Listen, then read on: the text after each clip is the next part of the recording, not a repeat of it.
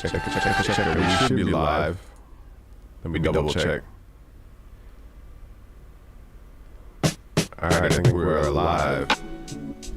So let us begin. You guys, yeah, okay, there we go. Nice. All right, so this is a live stream about how to make melodies. Let me switch screens real quick.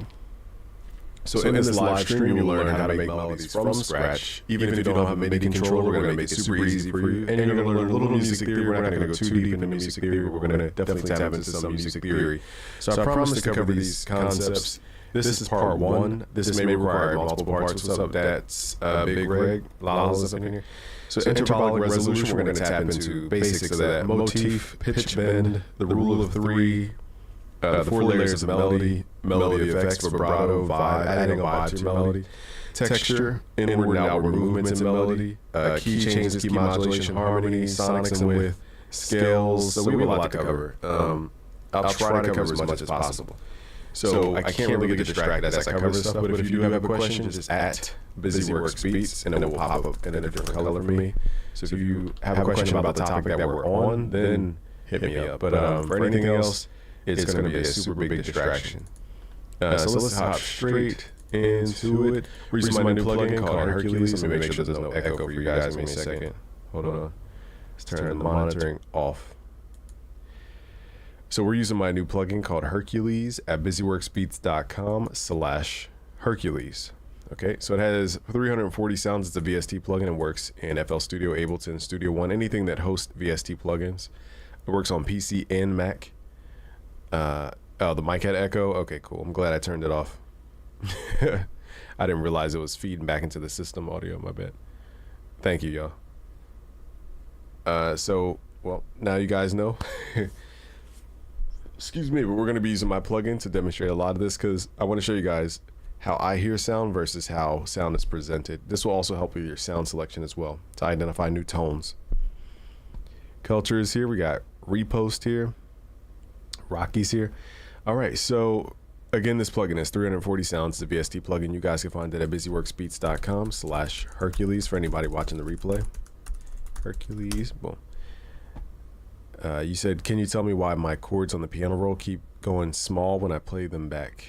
Keep going small. You might be using a sustain pedal that's not triggering right. Sounds like what you're talking about. Not sure what you mean by small though. Small in length or small view. All right, so first thing we're gonna do with melody is talk about intervallic resolution. I'm just gonna give you guys the quick keys. You guys can go deeper into my music theory magic course to dig deeper into intervallic resolution. Right now, think of it like this. Every note has a pairing note that it wants to talk to, basically. I'm generalizing, but the same way that we have a major scale, the major scale has a relative minor scale. So every major scale has a relative minor scale. Let me demonstrate that quickly and then we'll move into application. All right, so here is, so it's all the white notes starting from C. This is the C major scale. Now the question is, how do you go to the relative minor scale from a major scale? If you're in a major key, think of it as major is happy. Okay, I'm generalizing for small in length. Yeah, it sounds like something's wrong with your sustain pedal. You might be recording on MIDI and it's not tracking the length of the notes. Sounds like you have a sustain pedal issue. All right, so here we have C. It's all the white notes up to C. So C. Okay, that's C major. So every major has a relative minor. So basically what I'm saying is every scale has a twin brother. Every major scale is a twin brother, and every natural minor scale is a twin brother. So how do we get there? Think of major as a happy feel, even though that's generalizing. And think of minor as a sad feel. So when you're in the happy key, we go downwards to sadness. Okay, so the number you have to memorize is 3. Okay, 3 notes. So start at C, count down 3, 1, 2, 3. You're gonna get to your next relative minor scale. Just build out the minor scale from here. The relative minor scale is basically all the white notes starting from A. So that's how you get the A natural minor scale from the C major scale. Okay, so that's how you translate and go back and forth. So the same thing with intervallic resolution. Every note has like a parallel universe note. It has a doppelganger. It has a twin flame, so to speak. So when you think about melody like that, that's what call and response usually refers to. Milwaukee sound, dope. Is it good to leave the fruity limiter on the master track for mastering? Some people use it, some don't. I don't use it. Okay, so again, try to keep the questions towards the end of this stream, because if I get distracted, it's gonna not lead to a good replay value. Okay, so here we have C. Now, most people go, okay, they don't know what note to go to next. They don't know what chord to go to next. The simple number you guys can memorize is the number 7. Because let me show you guys the magic behind this. The number 7 covers everything you really need to know about music theory for the most part. We have the root note, and if you count up 7 notes, 1, 2, 3, 4, 5, 6, 7, you get what's called the perfect fifth. If you count up from, let's say you wanted to make the C major chord, okay, you're going to count up 4 notes. So it's 0, 1, 2, 3, 4, 5, 6, 7. So it's 0, 4, 7. Now let's say you want to make the C minor scale. It's 0, 3, 7. The only difference is this in between note called a third. So the reason I'm telling you this is because you remember the tonic note and the perfect fifth, which is 7 semitones, and then the main 2 chord types, major and minor, equal 4 and 3. So 4 plus 3 is 7. So as long as you remember the number 7, you're pretty much getting every chord you need to know for the most part. Now we could take what's called the third and pull this up 7. 1, 2, 3, 4, 5, 6, 7. And now we have what's called a major 7th and a minor 7th. Okay. Now what's the 7th of the perfect fifth, or 7 notes up from the tonic? Meaning, what's 7 of the 7? So this is 0, count up 7, you get your perfect fifth, count up 7 more, you get the 9th, okay? So 7 is very popular in music. 1, 2, 3, 4, 5, 6, 7. And that always makes these chord types. So once you understand the power of 7, you will stop trying to like guess what to do next. It is about 11:30 Eastern time. So now we understand where chords come from, the magic numbers behind it. Now let's get into applying what's called intervallic resolution. Again, you're not going to really grasp this until you apply it. What we're going to do is just build out some chords. Let's do Alt P just to pick random chords to show you guys this works. Let's do E minor. We're going to right click and swap this out for F minor, which is a Travis Scott scale. We're going to hit generate. This is the new chord generation tool.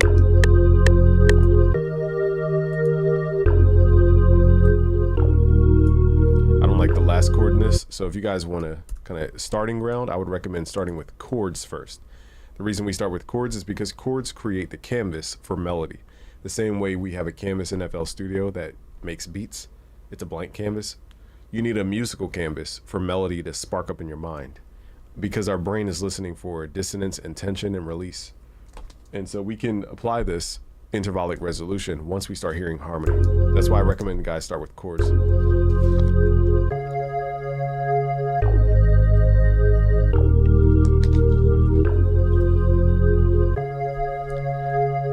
So let me show you how to make the sound cooler.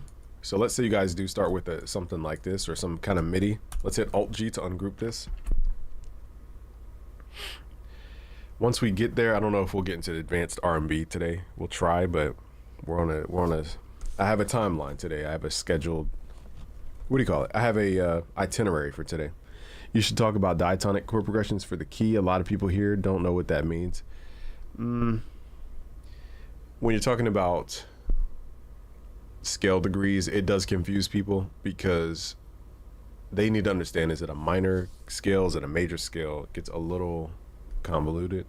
I don't use the 1-4-5, the 1-5-1. I don't do it that way. I just, if anything, I do 2-5-1, but I'm not listening for like a templated chord progression. I'm going, I'll show you guys. I don't want to jump ahead here. So the number one thing before we get into melody is how to revoice chords. Sometimes you guys don't need more notes. You need to learn how to make your chords sound like melody. So a common R&B soul technique is take the third or the middle note of a triad, a 3-note chord, hit Control up. This becomes your melodic note. They do this in EDM too. What up, RK? Now let's pull this up an octave. And now we're going to separate these octaves in tone, because each octave has a different layer to it, sound to it. Now we're going to separate this octave.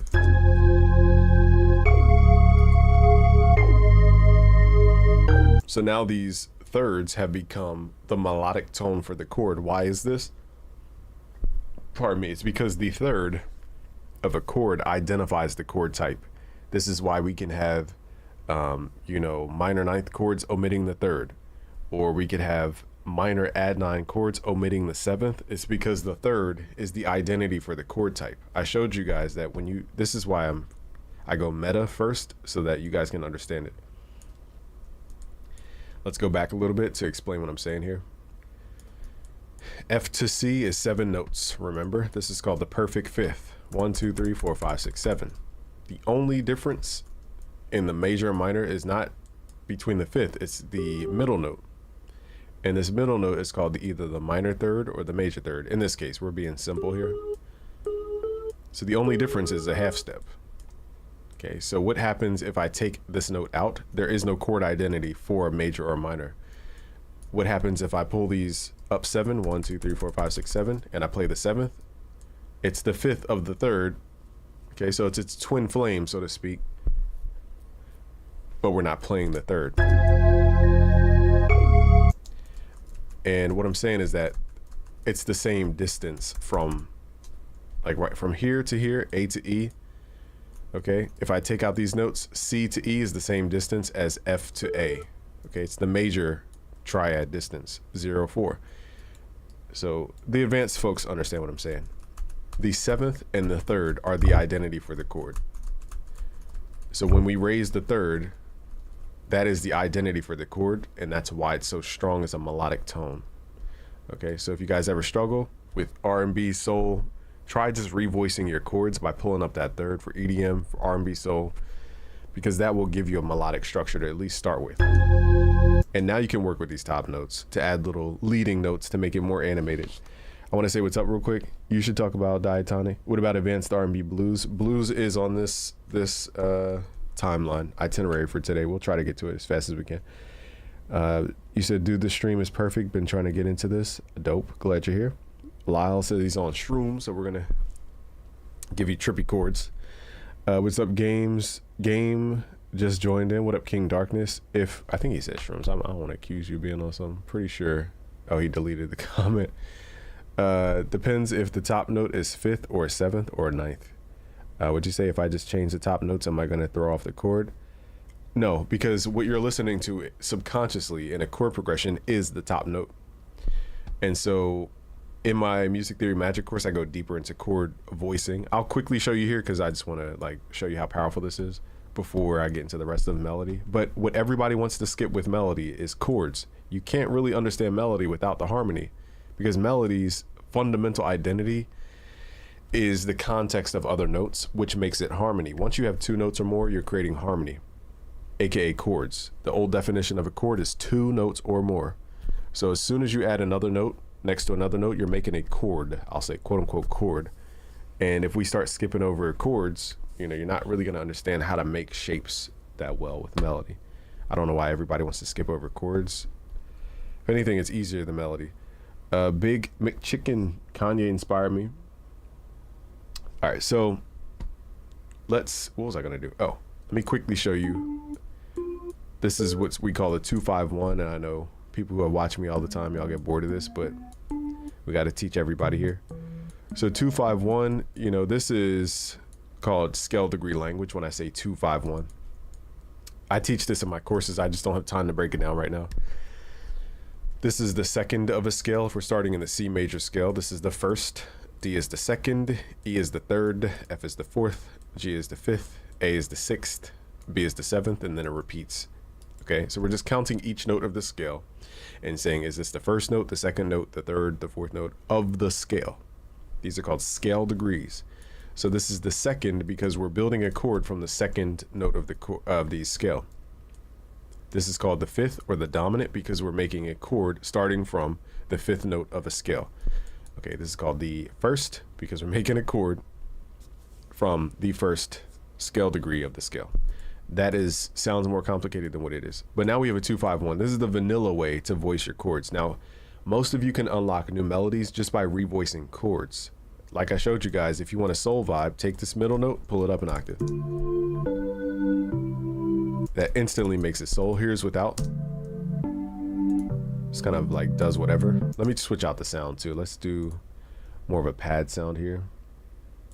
So again, this is my new plugin Hercules at busyworksbeats.com/Hercules. Yeah, cadences, I don't want to cover too much of chord progressions right now because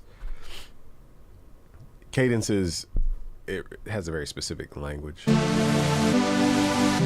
that's the vanilla way to what we call voice the chord or arrange the notes. What if I pull this middle note up an octave? Now we have the EDM/R&B voicing. What happens if I take the bottom notes, copy them down an octave, and then copy it down another octave? And then I do that same technique, raise that third. Now we're gonna get more of an R&B vibe. Okay, it makes it more emotional, I'll say. So this is the power of voicing, is just moving notes around. And if you don't understand that, it will be really hard to understand how to create melodies from something. Now, what we're gonna do though is show you how to voice it for more gospel. So for example, when you're messing with chords, I think of this like, you know, I don't wanna go past a certain point. So let's say I don't wanna go past the note A. I'll flip the note B and D so that it's below A. So that's my rule of thumb. And now it's gonna sound more gospel. And why does it sound more gospel? Because of what's called a half step. Because now I've made these notes closer to the bottom notes here. And now they have a different intervallic relationship. Whereas before, they were so far apart, our ear isn't truly like listening for the difference in distance. But now when we bring these closer, now we're listening to that half step distance as opposed to however far this is from C, which is like a decade away. Okay? And so this is what we have to think about when we're talking about melody. Is there a trial version on your plugin? No. You either like the sounds or you don't. There's no like, hey, try making a beat with these sounds, and then 14 days later, you won't have access to the sounds.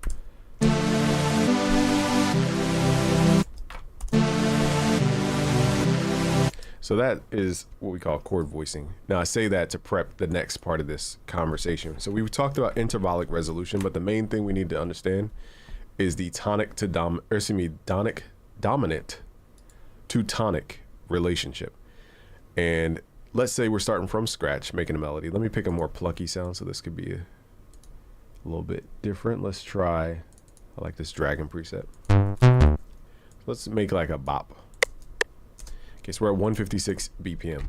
So I'm gonna write some melody and I'll show you how to thicken it up, and we will get into the layers of melody as well. So I'm gonna go by ear first, and then we're gonna get into like how to add to it. So I wanna go. Dun, dun, dun, dun.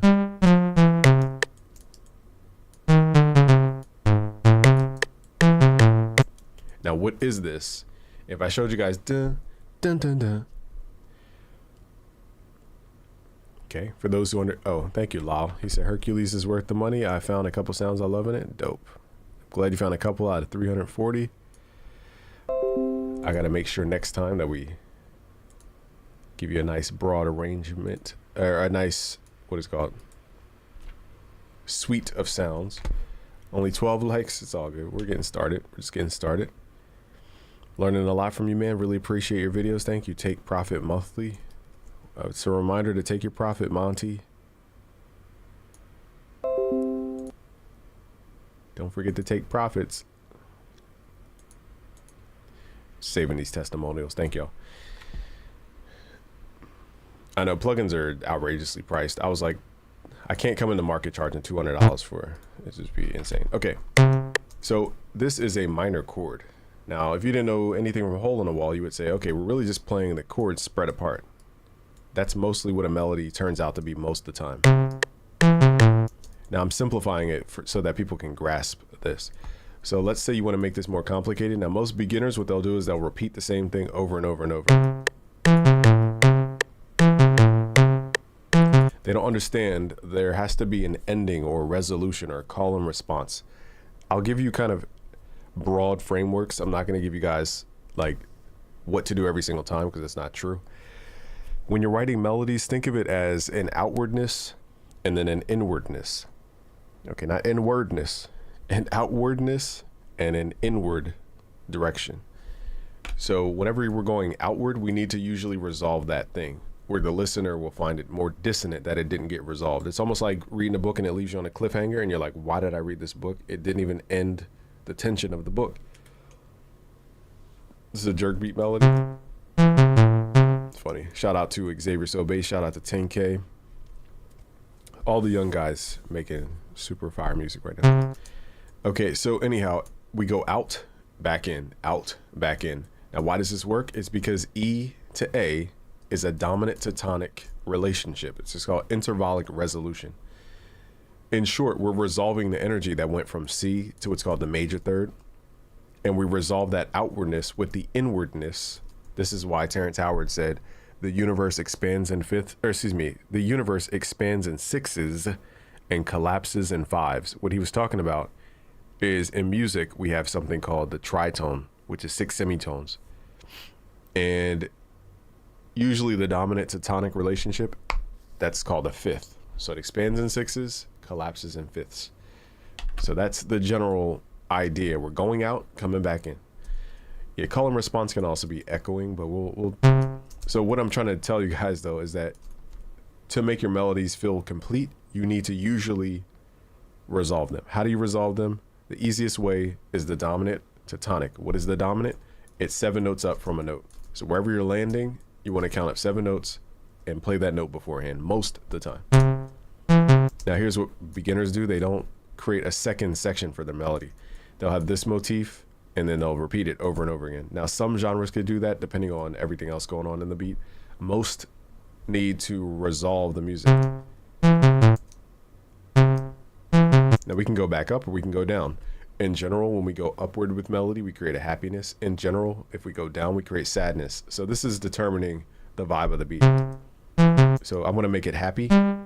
So let's go up to G, which is the 5th of C. And here's where we can leverage what's called the scale, the walking down of the scale. We'll get into scales a little bit later because I don't want to lock you guys into scale talk, because scales, we can break those rules pretty quickly and still sound good.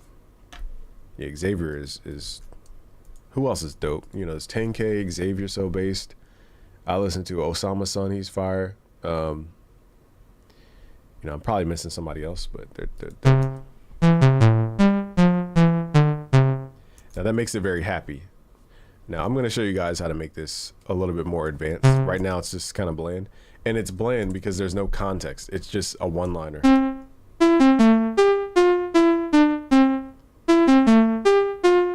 Now there's another kind of theory that I teach, which is that you have how many zones? Let's count. You have the tonic, and then you have what's called the perfect fourth, which is 5 notes up from the tonic. 1, 2, 3, 4, 5.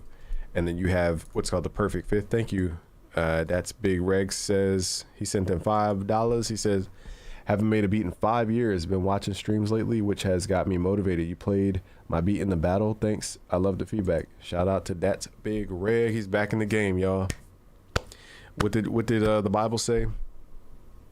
The angels cheer when another saint comes back, or something like that. I forget the exact wordage. Somebody will correct me. But I understood that. It's like, you know, when the prodigal son comes back, we're happy. We want to see you back with doing what you love. But I cannot get cracked Hercules. I mean, I don't know if there is a Hercules crack plugin. If you find it, cheers to you. But what we're going to do, though, is start here at C, and we're going to count up 5. This is our perfect fourth. 1, 2, 3, 4, 5. Now, if we count up to 7, that's our perfect fifth. I'm going to give you guys a zone of melody, okay, so that you can be a little more freeform. Basically, you have a sharp fifth or an augmented. You have a flat fifth. And then you could also do a sharp tonic note and then a flat tonic note, because half steps usually want to resolve down a half step. In hip hop melodies, you'll see they'll just play 2 notes. Dun, dun, dun. It's literally 2 notes, because half steps want to come down back a half step. It's something about stepping away that needs to come back. And I'll demonstrate what this means. So in this melody, how can we apply this knowledge? What we're going to do is, instead of landing on D as our last note, we're going to go down to B. Now, why is B to D important? Because B to D, 0, 1, 2, 3. And then it's also a flat tonic. Let's hear it in context.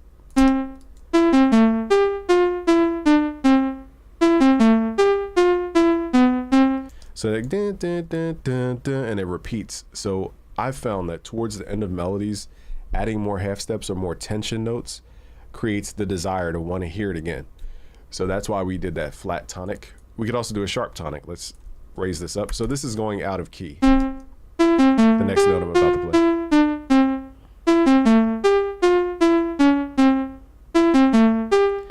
Usually half steps up want to go down. Okay, I would usually do that more towards like the middle of something. And then we'll get into how to make this sound way more advanced. I'm just showing the basics of the basics of the basics. Oh, there you go. Gaming got the plug. He got the crack of the plug in. There you go. Also stuff sounds bland without low notes. True, I'm just about to get, you read my brain. Breaking the scale rules. Yeah, I used to get so locked into scales that I didn't realize R&B and jazz is breaking the scale. It's going out of scale on purpose. For the longest time, I didn't understand that concept. I would always hear jazz people say, yeah, the magic of jazz is the in-between notes. But I didn't know they actually literally meant the notes in between the scale. I thought they meant like pitch bending, which they also mean too. Okay, so here's melody as a top line. But what we need to do though is harmonize melody. I'll just kind of quickly do this because we don't have time to explain everything about everything. Let's hit Alt-P. And I don't know what this is. Let's delete this. How do we delete?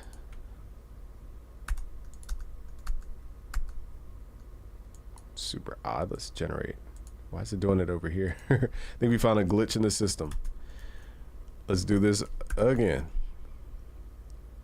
Very odd. Usually in FL Studio, when you write a melody, it creates chords over top of that. So I'm not sure why this is not doing what it's supposed to be doing. I have no clue. That's weird. Let's change the count to 4. Maybe that's why. It just starts off in a weird spot. Not sure why this is glitching on me, but anyhow, when you hit Alt-P, it will add chords underneath your melody, okay? And it will thicken it up for you. Let's try it at least one more time. Why is it doing it?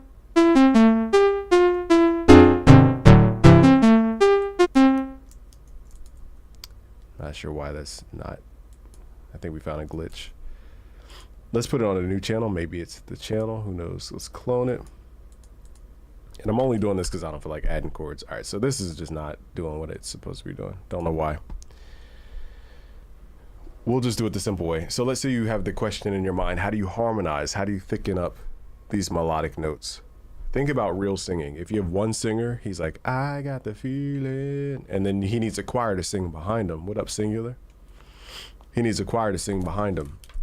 Also, Singular won the beat battle today, earlier. I need to send you Hercules. I'm writing this note so I don't forget. So we're doing basic stuff because we have to start here to get to the advanced stuff. Because once I go advanced, there's no going back. All right.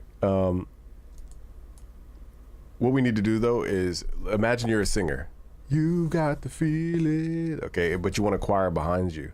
The choir either has to sing those exact notes multiplied across different octaves to sound thicker, or it needs to harmonize with you by singing different notes that harmonize or fit into the natural groove. And so the easiest way to think about top line is assume that it's the top note of some chord and figure out where you have the long notes. So right here, or the most impactful note timing. So I assume these 2 points are going to be key for writing a chord. So let's pull this down an octave. I know I'm moving a little quick here, but it's part of the program. Let's hit Alt-L, only with selection. Let's drag those notes out. And so we're assuming that C is the top note of some chord. Now, I already know from learning music theory that FAC is the basic triad. Let's pull this up an octave. And then CEG is going to be the natural triad in the C major scale.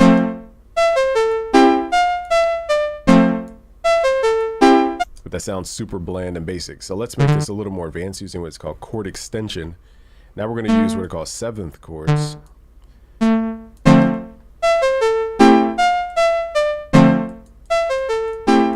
So let me switch out the sound here.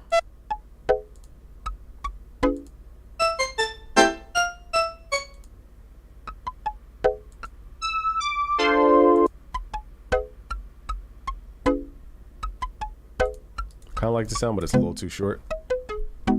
There we go. I like this.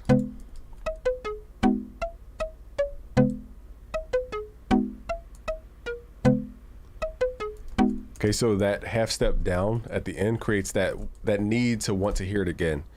And most people, they repeat the same thing without any changes, and they wonder why the melody sounds so repetitive. It's because they don't create the need to want to hear it again. And the way we create that is usually through half steps or using that dominant to tonic pull. Okay, so nextly, what we could do is revoice this. Now I'm gonna, again, move kind of quickly here. Can you talk a little bit about sound selection? Not today, because that'll eat up way too much time, because that's more genre talk than it is melody talk. I'll probably show you guys a couple plugins that you guys could use, but as far as like deep sound selection, you gotta, here's the key. You simply need to hear more sounds. I know that sounds so basic because it is. You need to hear way more sounds. If you have problems with sound selection, you just need to hear more sounds. So the way we're gonna play this chord is we're gonna raise the third up an octave, and then we're also gonna thicken up these root notes down an octave. So we're gonna copy these down.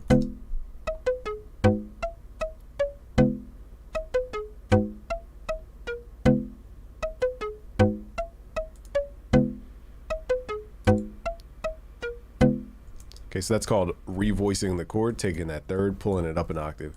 Like I said, I'm gonna be moving kind of quick, but what we're doing is spreading out the density of the chord and also reharmonizing. So now the melody has a context.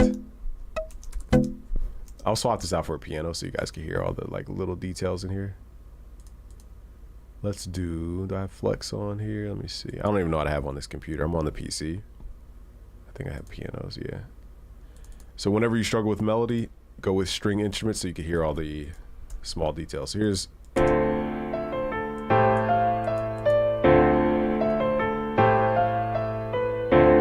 so let's say we need, this feels good, but it needs tension at the end. So we need that pull and release feel. So the question is, which chords do you use at the end to make something feel like a push and pull type of effect? There's different ways to do this. Most of the time, we're gonna do a dominant to tonic resolution. So we need to learn what is the chord we're resolving to. This is a spread out D minor, what was it, 7th chord. So we need to use what's called a dominant chord. We're gonna use the dominant 9th in this case, and we're gonna go to the 5th of D. I told you guys we're gonna go pretty advanced kind of fast. And then we're gonna start at A. So this is the dominant 9th chord starting at A. We may need to change some of the top line notes. I'm also going to do what's called a sharp 5, sharp 9, alter the chord.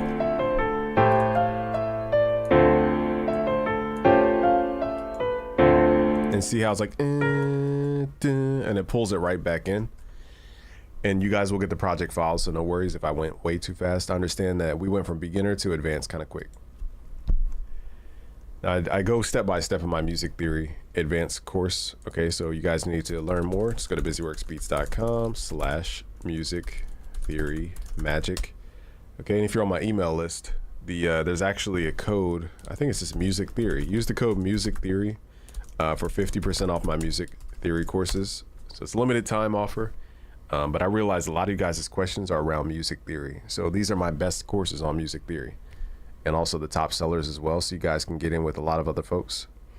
Furdonic, so it's 50% off. Yeko says it's all about them matching what you're making. I think the genre you're making. Well, really, what I learned though is that sound selection is literally about like knowing what a violin sounds like, so that you can mentally hear what a flute would sound like over your composition. Like if I can't recall what a bassoon sounds like, then I don't even know to add a bassoon because I don't know what it sounds like.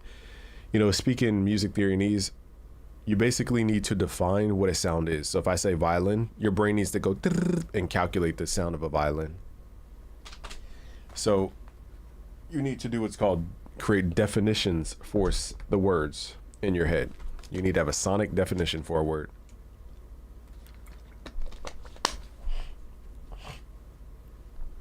Okay, that's what sound selection is. You probably just haven't been exposed to a lot of sounds yet. You need to get, I would recommend getting a lot of contact banks and just listening to organic sounds until you understand the difference between a violin and a viola versus a tuba versus a cello. Sound fonts are cool. Yeah, I like sound fonts. Okay, so let's hear what this chord progression sounds like again. Only thing here we added is just that dominant to tonic resolution. I've highlighted the dominant chord. I just realized my camera is probably eating up the entire screen. Forgot I gotta make this smaller. Hold up, y'all. The Lord just told me, he's like, change your camera, dog. Forgot my head was super big. Take Prophet said he's learning so much. There we go. And I'll show you guys how to make your melody sound more realistic. So I learned by going out of key on purpose, that's how we get that sound that we're looking for. Okay, nextly is try changing the key. A lot of us are just so programmed to play the same scale over and over. C minor, C major, you know, like basic scales like that, A minor. What happens if we hit shift up or shift down? We're gonna get a different vibe.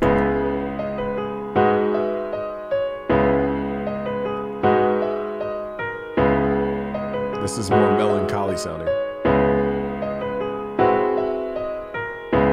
So next thing, let's make this a little more human. Let's go to the tools, go to humanize. Now, you can mess with all these knobs. I would also recommend in the image line forms as a script called, what is it called? It's called remove overlaps. It will save you so much time, but because we don't have that, we're gonna grab the slice tool. We need to make sure we're not overlapping notes or else it won't trigger. So we have to hit shift, right click for any potential overlapping notes, or else FL will just make the notes overlap. It is very tedious the more notes you have. So there is a script to do this for you. You just have to find it in the image line forms.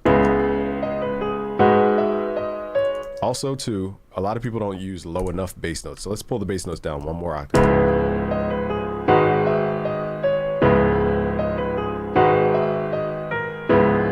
Is my mic echoing? Somebody let me know. Check, check. Shouldn't be. I turned the feedback off. But if you hear echoing, let me know.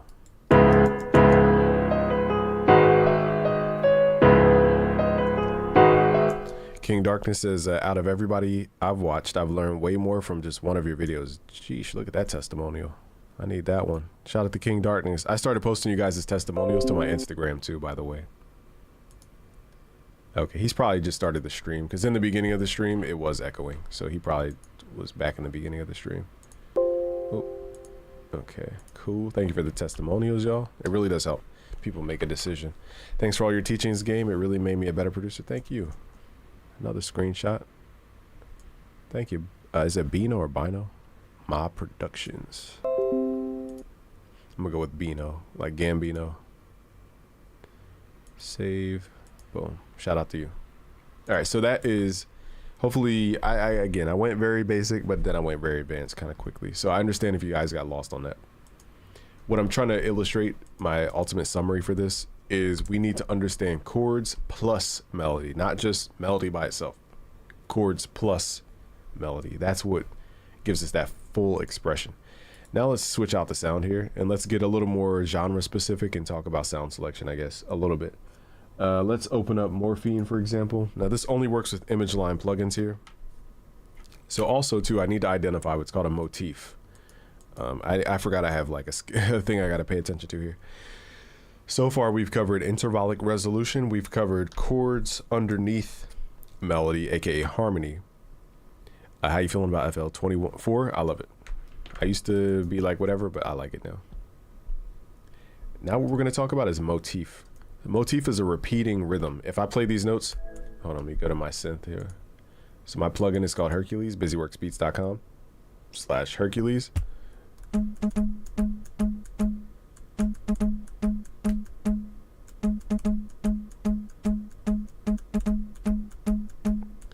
Even if I play one note, that rhythm is known as either the happy birthday song, the wedding song. Okay, so that's what people are actually remembering is rhythm and intervallic resolution. Or excuse me, I keep saying the intervallic resolution. Let me say that again. People remember from your melodies intervallic distance and rhythm. Billie Jean is not my lover. Even though I'm out of key and I'm just not even on target with the key, I remember the note to note differences and I remember the rhythm. Billie Jean is not my lover. I don't even need to hear the BPM. I know the rhythm of it all. That's what people are memorizing, because ultimately rhythm is frequency. Rhythm is the unheard music note that you're playing in somebody's head. I'll say that one more time. Rhythm is the unheard music note that you're playing in somebody's head. It's just so low that they're not perceiving it as an audible note, but it is a frequency. Okay, so that frequency we can call motif. It's different structures of rhythm. So as you know in this melody, hold on, y'all, I turned off the room. 1, 1, 2, 3. So here are the different motifs. We have one set of 3 right here. It repeats itself. 1, 1, 2, 3. 1, 2, 3, 4. And then we have the 1, 2, 3, 4 motif. Even though we're changing out the notes, it's the same rhythm. That's what people remember, not necessarily all the notes. Vera, what's that mean? A viral song? My song wasn't viral. I had a song that got 1 million plays, but I wouldn't consider that viral though. But they remember the lyrics, not the melody. I would say the opposite. I think we remember phonetic more than we remember the lyrics, because we all said in T-Pain's song, I'ma take her home and then I'ma take her home with me. I got money in the bank. Shawty, da da da. I don't know all the words, but I know the melody. So that I'm the proof that I know the melody and not the lyrics.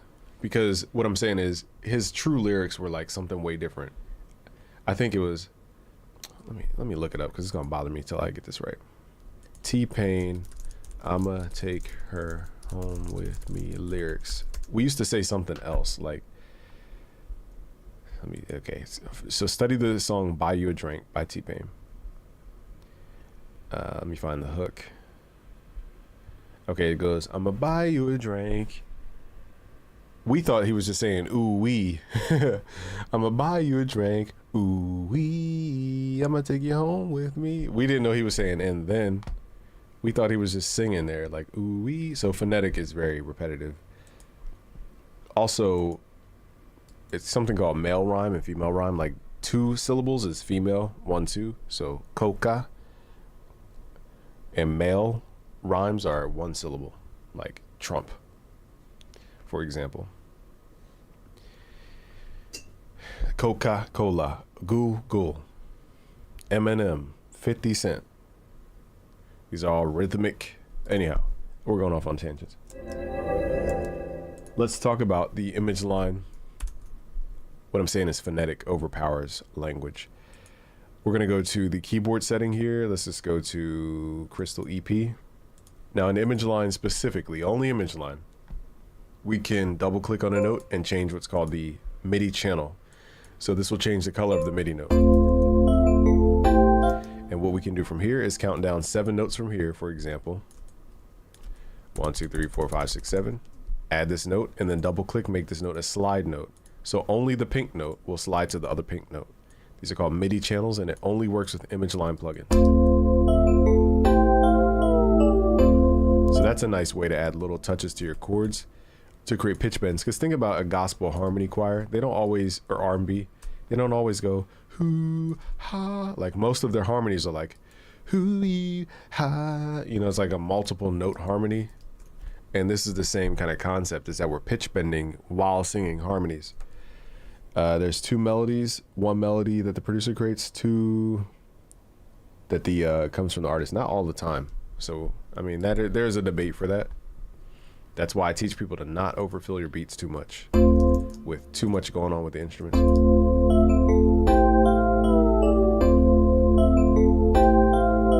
I'm brand new to music production. I signed up for the premium subscription on your site. Where do you recommend I start, or does it not matter? I would recommend you start with, the courses are outlined in order in your dashboard of how I would like go about it.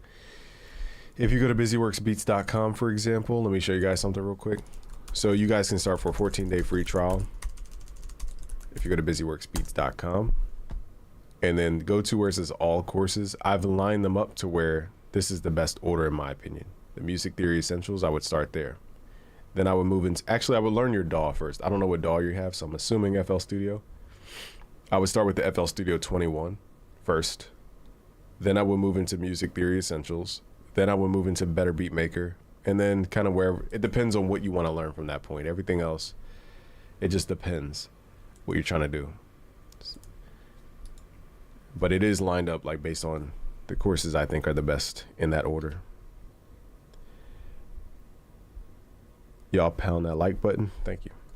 Let's move into more advanced stuff. So I'm staying on track. So far we talked about intervallic resolution, harmony, and motif, and pitch bends. Now we can also record pitch bends. I'll just do it manually. I'm using my typing keyboard.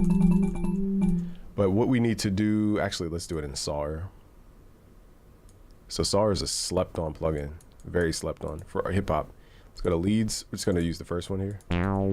So we're gonna add these little glissando notes or pitch slides. I forgot what key we're in. Let me double check. I think we're still in, white notes here.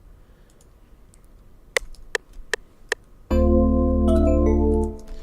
me record on the right one.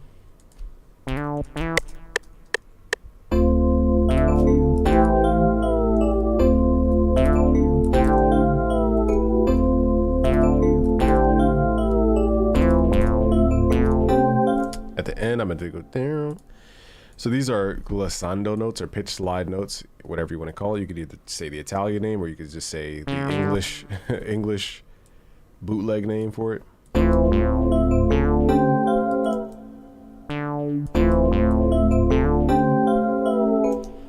And so pitch bends, I should say, people avoid because they don't have a MIDI controller. But a quick way to do it is use your typing keyboard as a keyboard. You can right click, select your root note, even your scale if you want to, and your, whatever you guys want. I'd recommend you guys do that and play by hand on your typing keyboard because it has a more natural feel with pitch bending, especially for monophonic sounds, meaning you can play one note at a time that have what's called portamento or pitch bend. My favorite plugin, I don't have my plugin's my favorite plugin. Hercules at busyworksbeats.com/Hercules. That's my favorite plugin.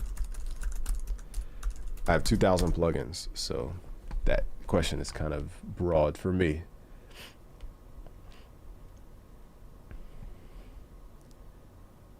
All right, with BPM, this is 156.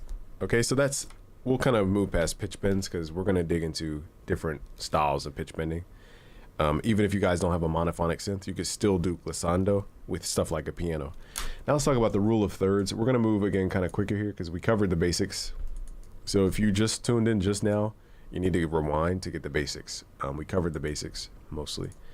Now let's go to Hercules and let's start layering in what's called tresillo. So tresillo, I would love to play this with my MIDI controller, but the thing is I need to unplug something. So I might unplug my drums. Oh, I can't because that's where the project file is. Let me think for a second. I'm just going to assume you guys don't have a MIDI controller. That's probably the best way. So tresillo is 3. It goes ta, ta.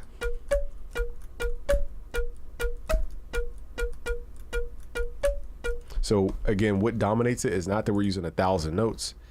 What dominates this is that we're using a rhythm that's very prominent. So this would be good for like reggaeton, for example. And if you really listen to top line melodies and pop, there's not a lot of notes going on. So let's record that. Oh my God, forgot I had that on. Let's do this a little bit slower. It's also a little too fast. So I'm going to apply the same techniques. Peace out, King Darkness. And again, that doom is that flat tonic.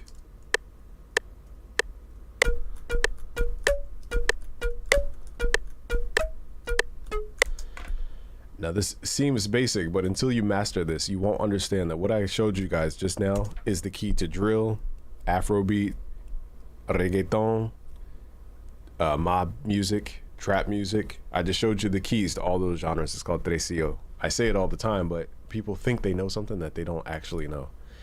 Okay, so what we're doing here is doing 1, 2, 3, 1, 2, 3, 1, 2, 3, 1, 2, 3. It's not about the notes, even though we're using some technique. It's about the rhythm. Okay, so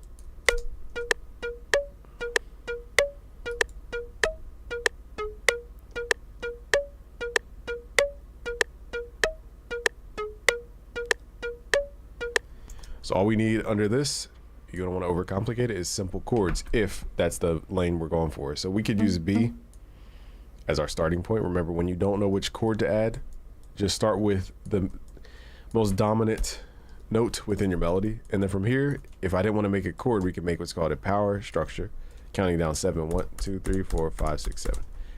We are playing fifths here.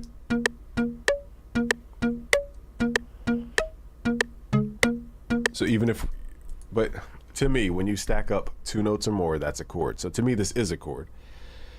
To more traditional language, they might say only a triad is a chord, 3 notes and more. But to me, if you look at the old etymology of a chord, this is 2 notes or more. So we're really playing a chord here. But if we want to be specific, we can make this a minor chord, for example. My ear doesn't like that middle note though. So this is where we could either raise it up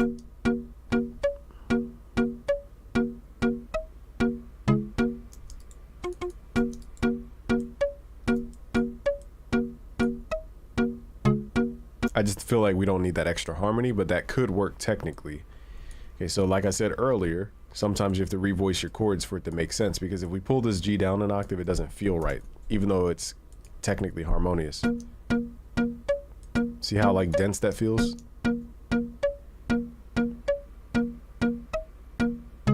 Okay, so we could pull up. So 7 notes is the magic kind of number. If you go back to the beginning of this live stream, I said how the number 7 pretty much solves a lot of your melody and music theory problems. And I went over why earlier. Chris Bands is here. So what I'm doing here is revoicing. We talked about this earlier, revoicing a chord to pull the third up an octave so that it's more melodic. And now there's that harmony. So if you didn't want to add a bunch of notes to your melody, that's how you would thicken it out. And this is why I said melody starts with harmony first, then it moves into melody.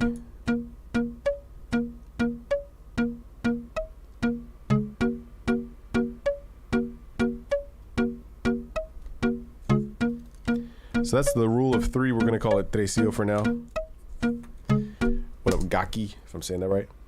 Now let's move into more traditional, more traditional music theory using a piano. I'm going to use the Expand pianos, but you guys could use Flex, whatever you want. I just think Flex is a little thin. Let's load up some acoustics. Let's do a hard grand piano. And hold on, I'm not hearing sound with this plugin. Wonder why Expand 2 isn't giving me sound. That's weird. So let me see something here. Why is this not making sound? Oh, you know why? It's because I'm playing the MIDI channel 9. That's why. Okay, so you got to be careful with that color change we did earlier, because some plugins don't read from other MIDI channels outside of one. That's a little more advanced, but that's why it wasn't sounding. The Drake vibe as we tear it apart. Yeah, Drake uses something called, this is why I said it all starts with chords first, in my opinion. Drake uses something called a D minor 9th chord. He'll play something like this. And then he'll play like an A minor 9th chord.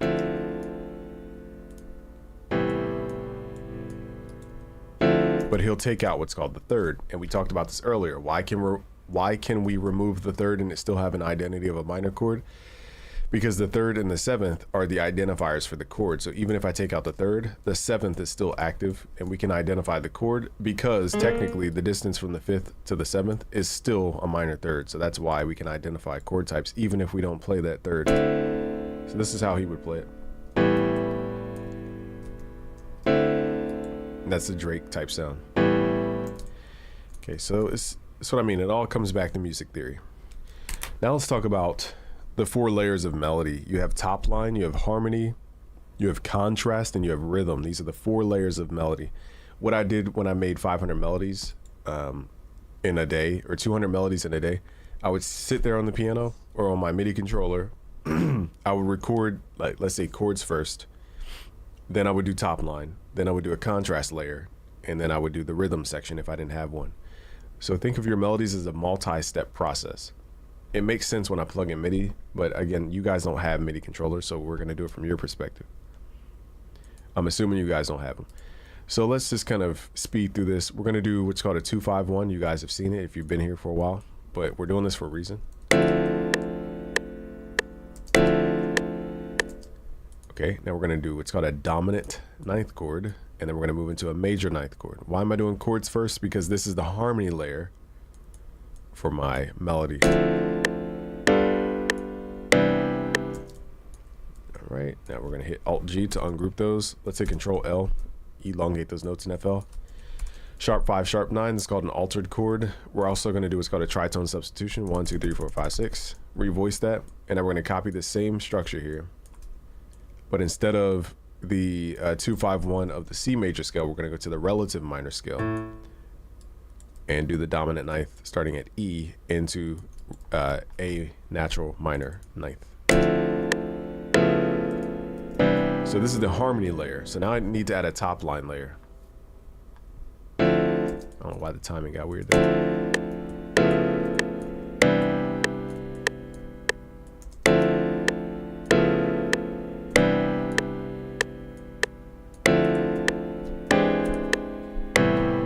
Okay, so now my harmony layer is complete.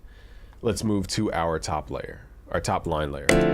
Now usually this is 1 octave from the highest note of the chord, so all these notes I'm going to at least go 1 octave higher. This is because I teach critical bands and mixing, and the way we listen to sounds is in 3 critical bands: the high frequency critical band, the mid frequency critical band, and the low frequency critical band. So let us go up 1 octave here. We can also just right click and select the higher octave on our typing keyboard. And what I would recommend if you guys are like just trying to freestyle with it, you can right click, find your scale type, in this case the major scale, and we're going to go to what's called the major pentatonic. Okay, so pentatonic is like an easy way to freestyle melodies over your scale. Our root note is C, so we're in C major. So now I can literally just kind of freestyle. It's easy to just go up and down the scale. It just sounds fancy.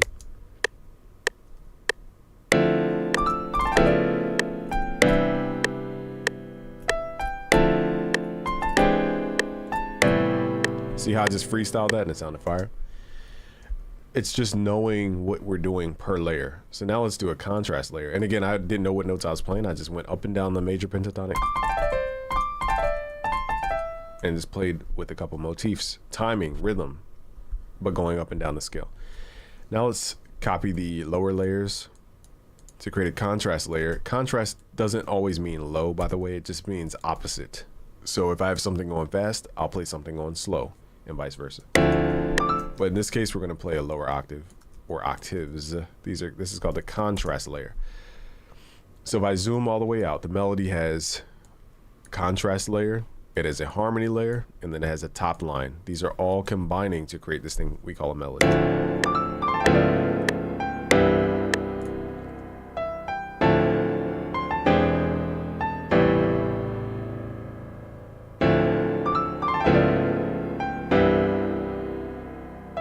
So let's say we want to change it up. Let's copy this exact thing over. And now we're just going to add little, I call them like color notes. So right at the, where is it at? I think it's these 2 notes right here. Right around this 2-note section, I want to thicken these up. How can we thicken it up without doing too much? We can copy these notes and raise it up 7 notes. Again, a perfect fifth. 1, 2, 3, 4, 5. My trick is either doing octaves or perfect fifths, and we're just going to nudge these top notes over a little bit so they're a little delayed. So that's one way to do it, is a perfect fifth, or we can go up 1 octave from the bottom notes, hit Control up. And that's always a nice trick for a jazzier sound, to use octaves. And it goes like bling bling because we're using that time difference. Yeah, good for West Coast, the SAR plugin, sure. So any kind of tickle notes, I'm going to copy these, pull them up an octave, and delay them a little bit, hitting Alt right. So then we have like, and again, what we want to do from here is change the key. Most of us write in the same key. Let's hit Shift down to transpose the key. Let's go back.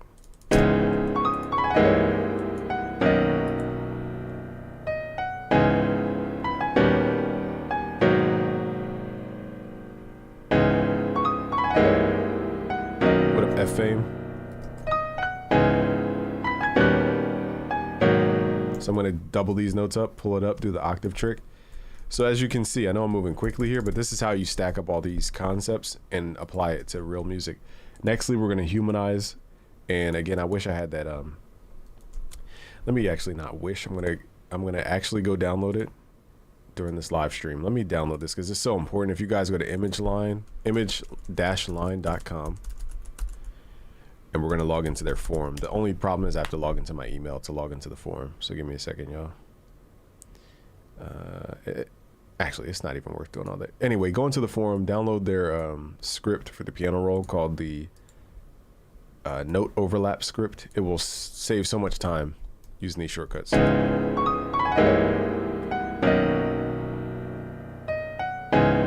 now from this point, if you want to learn more about sound selection, I would just swap out the sound. So let's add this to Morphine, for example, and listen to this.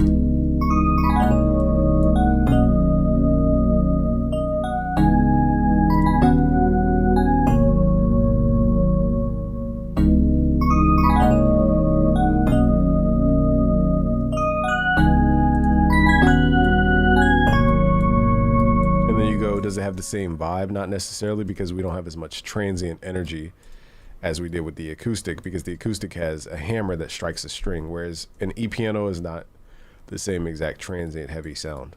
So it doesn't have as much intensity, but it does have a nice harmony sound once you're picking up the sounds. So this will teach you sound selection too, just using the same MIDI and just going through presets and just starting to understand the difference of sounds. How do I know if drum kits or packs and sounds are royalty free? Usually they say them on the website.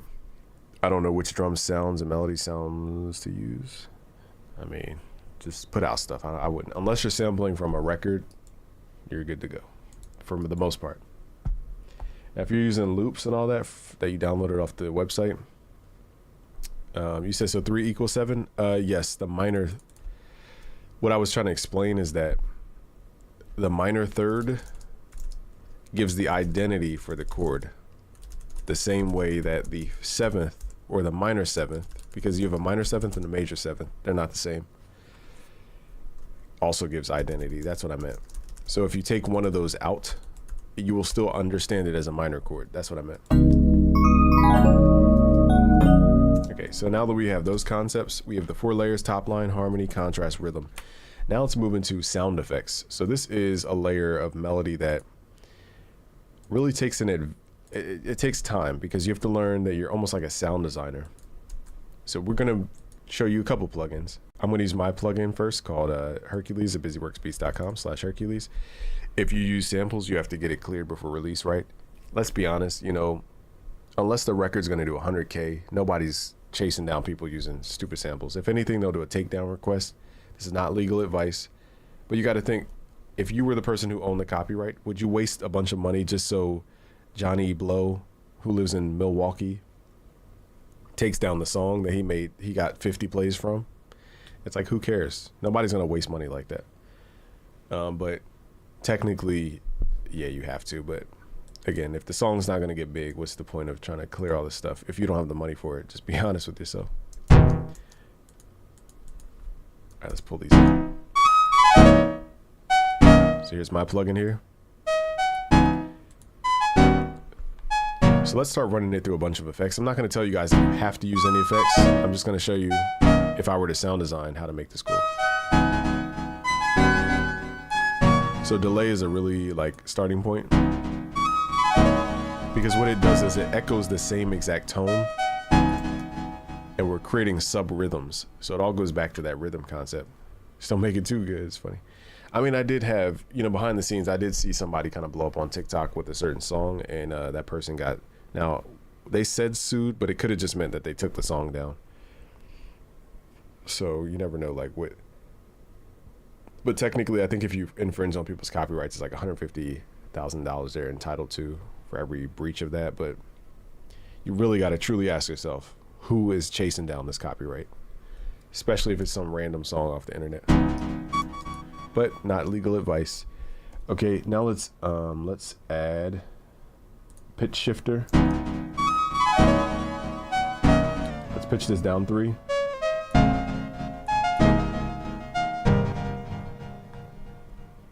You said I was told FL is all sample. I don't know what that means, but it's So now we're just adding a vibe. This is also a vibe, I'll say. So melody effects give something a unique characteristic, because if I turn these sounds off, like the sounds are good, but this is how you add your own spin to a sound.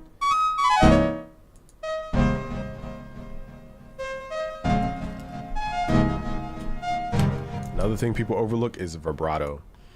I'm going to exaggerate this using a Fruity Delay 3. Fruity, where you at? Delay 3. If you turn the wet level all the way up, dry level all the way down, feedback level down, delay time all the way down, everything else becomes an effect. Let's use the time modulation here, and I'm going to make this exaggerate. I'm going to exaggerate this effect. So I'm going to turn this rate up.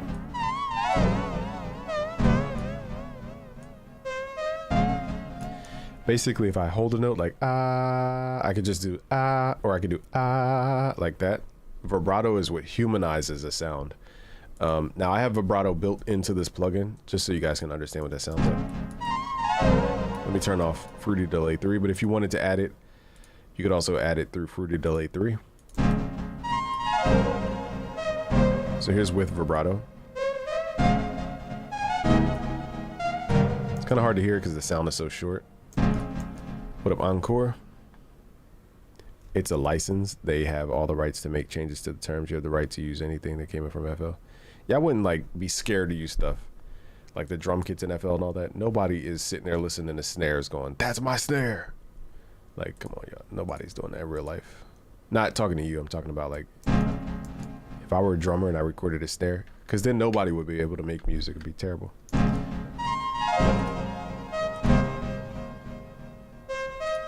Again, this is not legal advice. I want to make that clear.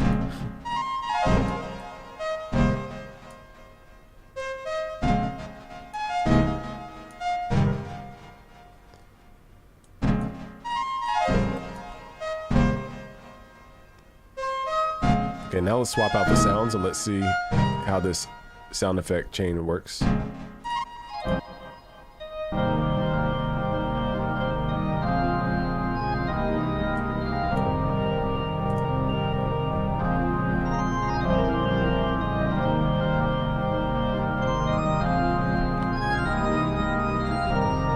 Let's try some pads here.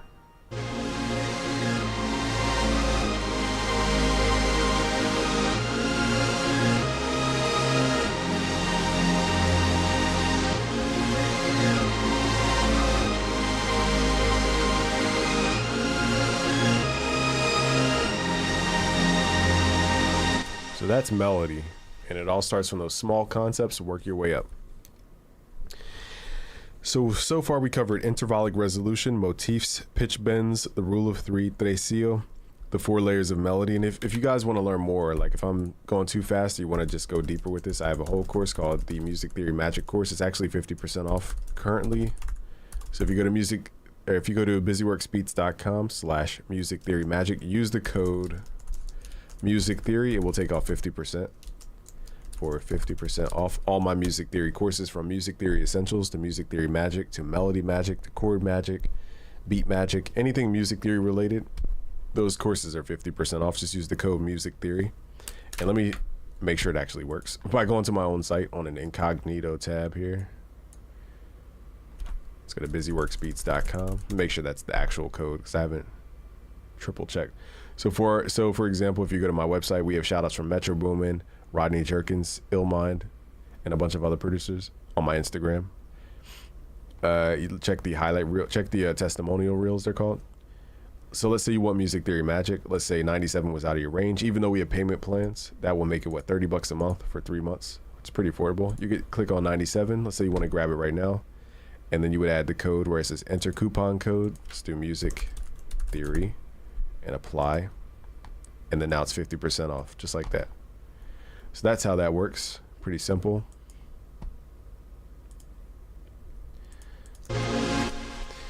Is Hercules plugin on for download? I don't know. You could check. Let me check, actually. That'd be funny if my own plugin is pirated.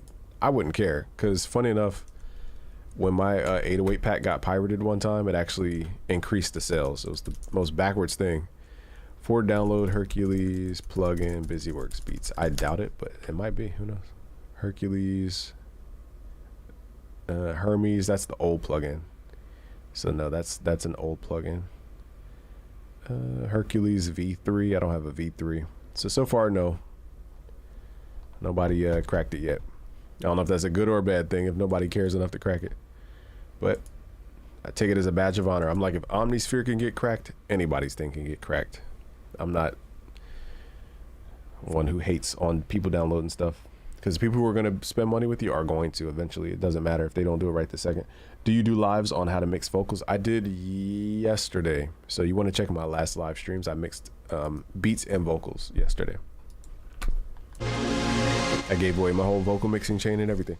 All right, so far we went over interbolic resolution, motifs, pitch bends, the rule of three, tresillo, 4 layers. People say I want to say tresillo so bad. They say, you want to sound Spanish so bad. Yes, I like saying tresillo. I took Spanish for 6 years. It's good for something. Tresillo, 4 layers. We went over melody effects, vibrato, vibe, and now let's talk about texture. Now, texture is a little ethereal because it depends on the samples that you guys have. So let me see if I even have textures on this computer. I might. Is my thing plugged up? Let me add my own hard drive. I thought it was already added though. Let's go to, wait, sounds. Why is this just sitting here? That should not be there. Sounds. So I clearly misrouted the stuff here. We're gonna use this anyway. Okay, so we have this. Let's see if we can find some kind of texture in here. Probably not, because I don't even know where to even check for that. Drum kits. Where is this freaking thing? Sounds. Okay. And if anybody, Decap might have textures, or if I don't have Count on here, he would have some stuff. Maybe Illmind has textures on here. Let me see if we type in texture. Does anything pop up? It's not a texture at all. I see what he's going for. All right, so here's the texture, for example. It's just like some random Foley sound. What up, Dantana? Muy bueno. I think muy is M-U-Y, not to be all specific. Muy bien is actually the proper way to say it, but I'm being facetious right now. So you want to take these usually Foley sounds and layer it with your melody. You don't want them to be super loud though. It just depends. There's all different types. Do you have a regular live schedule? I go live randomly right now. Usually when my son goes to sleep, because I don't, going live during the day is kind of tough to manage.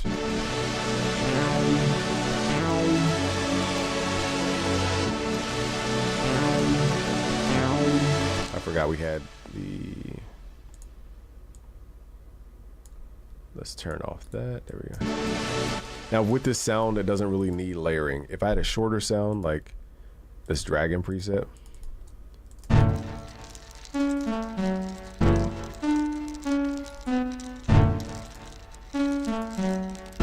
let me raise the melody up an octave. It's a little too dark. So again, you guys, whenever you make melodies, it doesn't have to be locked in and that's it. Like you can pitch it down, pitch it up.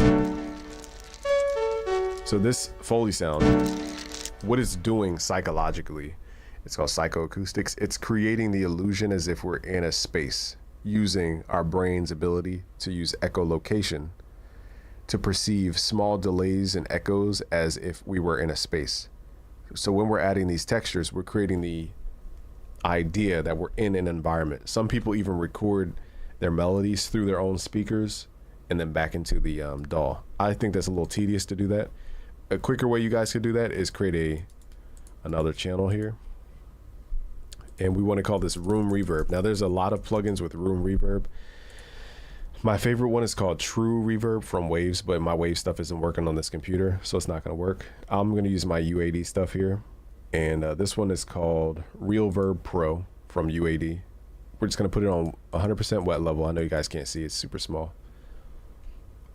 So anything going through here is going to sound like it's in a room. So if I isolate this, we're just going to hear it. This is all reverb that we're hearing.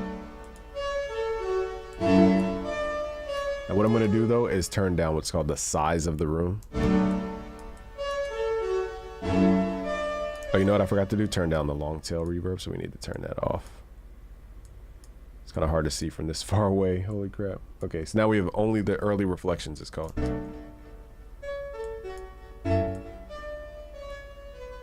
So if I pull down the size,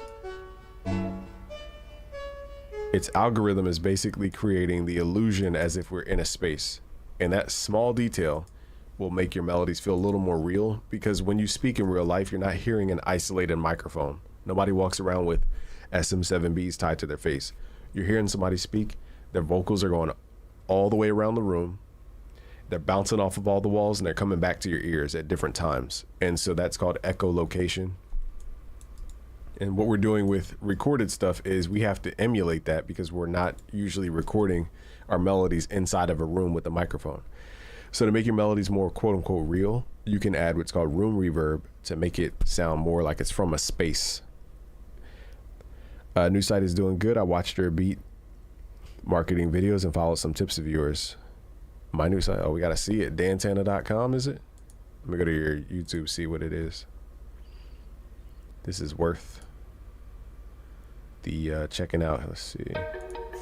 Yeah. I am subscribed. First of all, my YouTube says I'm not subscribed. Look, I'll subscribe. Now that worked. But usually I'm subscribed and it says I'm not subscribed. I don't know what happened. YouTube like reset my subscriptions some time ago. So dantanamusic.com. All right, you got the logo thing. Uh-oh, something happened to the HTML. I think you might have spoke too soon. The navigation headers looks like it's the HTML is kind of messed up. But as far as the grid look to it, looks pretty cool. I don't know what you're using for your website.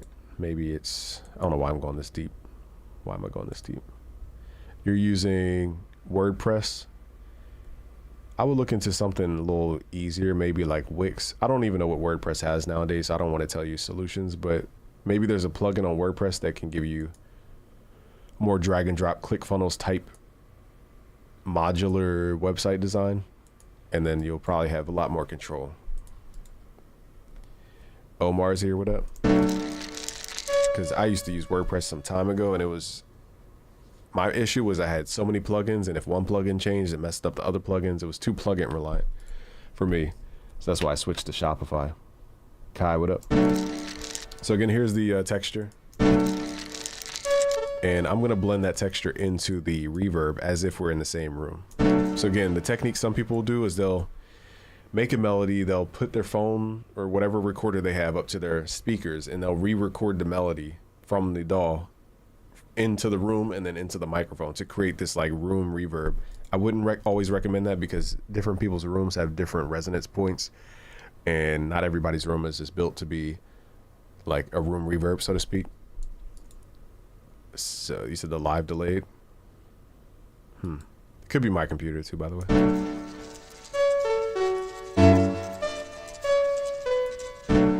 So now we're hearing the melody and the texture through the room environment as if we're in that specific space. We can make the room bigger, smaller, but the key is to use early reflection reverb, not long tail reverb. Okay, so that's how we make stuff feel more organic, quote unquote, even if it's a synthesizer.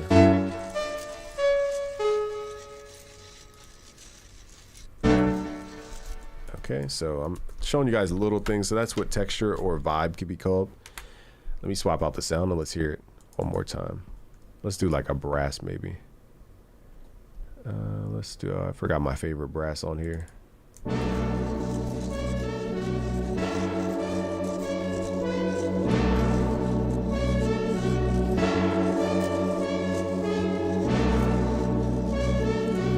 Is also toggle how much we want going to the output versus the room reverb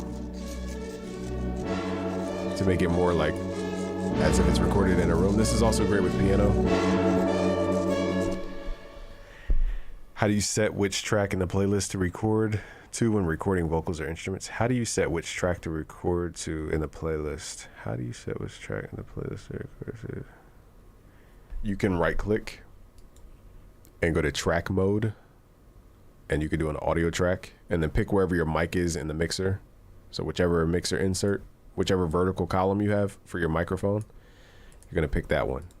So track mode's really good. It also reroutes everything on that track to that specific mixer channel, so that stuff isn't going to like 17 different mixer channels. That was a tip I learned from my fiance, so I gotta give her credit. Shout out to Day Day. Y'all know it's Day Day DeVille. Thanks for taking the look, bro. Okay, you like WordPress? Then use whatever you're into, actually. Okay, so now we covered the majority of stuff. Now we're going to talk about inward-outward movement. We kind of talked about this when we talked about intervallic resolution, but I just want to give you guys a couple of examples as to what I'm talking about. So I'm going to ask you guys what you might think. Let me take off these effects. Hold up. So I want you to listen to this melody and say, what do you think is wrong? We're not going to do like a poll because it'll take too much time. But what do you guys think is wrong about this melody? Quote unquote wrong. And we'll do D, F, A, and B flat. Just make this B minor. Or excuse me, A flat. Major. 0, 1, 2, 3, 4, 5, 6, 7, 8, 9, 10, 11.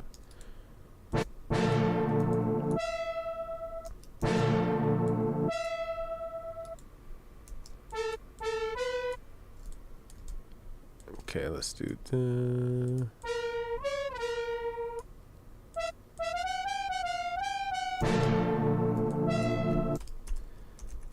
I'm gonna swap the tone only because which tone did I use before? Let's use Prometheus. So we're just trying to get a dope tone going.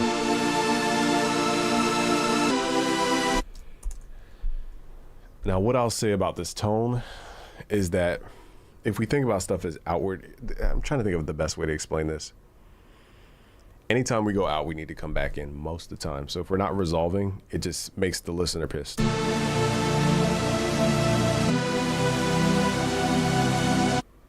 So to my ear, it didn't resolve. What we can do to resolve is add a third note of resolution. We covered this before, but the easiest way is just count down 7 notes. 1, 2, 3, 4, 5, 6, 7.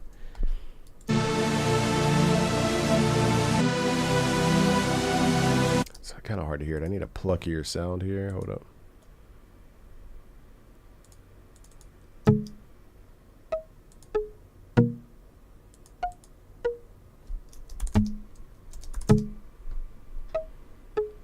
Got people requesting for the Glorilla type like beat, but I don't know how to make them. Can you help with that in your next video? Glorilla. So kind of like ratchet. We call it like ratchet hip hop type stuff. I have a video about that. Look up ratchet type beat or ratchet hip hop Busyworks beats. It'll pop up. I think I have Ice Spice on the thumbnail. So this one's kind of hard to explain. I don't have an example to explain that, but we'll just cover that over time. Now let's talk about key change and key modulation. So how do we go out of key on purpose? Let's swap out a sound for something that might be a little more new age sounding. Let's do, I want to do like Toxic Biohazard. Let me see, where's Toxic? Here we go. Let's go to keyboards. Pick any of these sounds, it doesn't matter. Whoa. Okay, I forgot we're in the major pentatonic. Boom, boom. Okay. Now we're about to cover key modulation and key changing. So this is the Tyler, the Creator sound that I'm about to show you. Part of his sound. I can't say all of his sound. And actually, let me do this on piano, y'all. Hold up.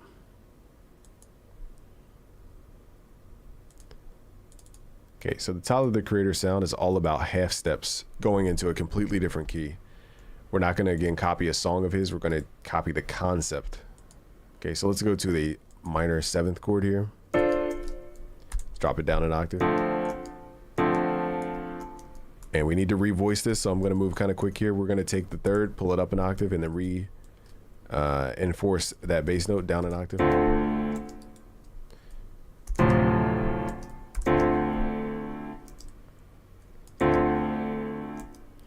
Another thing we could do is take the 5th, which is D and A in this case, D and A, funny enough, and drop it down one if it's a minor chord. Okay, so that's going to give you that also that Tyler feel. The key is this half step change. We're not changing the chord identity. We're just changing this half step change. Actually, technically, it is changing the chord identity.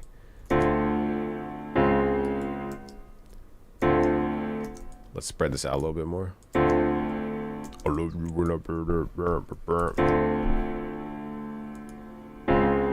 Slow this down a little bit. And then also we could thicken it out with more bass layers. Copy that bottom note. It might be too dark for Tyler the Creator, so I would probably do this. And then what we could do is purposely go out of key.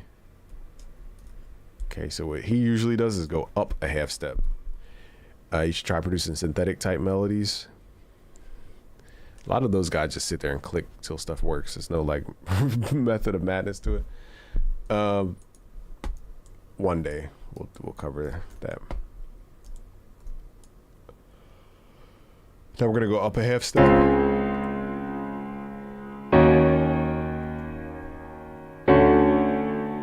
That's all it is. It's a half step jump. Now we're gonna hit shift down to transpose. Now I wouldn't do this back to back because you're using too many tricks back to back. The ear gets used to it. What we'll do though is make this normal. Pull that fifth and tonic back up. And let's do something different to transition into the next chord. So a lot of people ask me about transitions as well. And to understand transitions, we need to understand how do chords morph into other chords.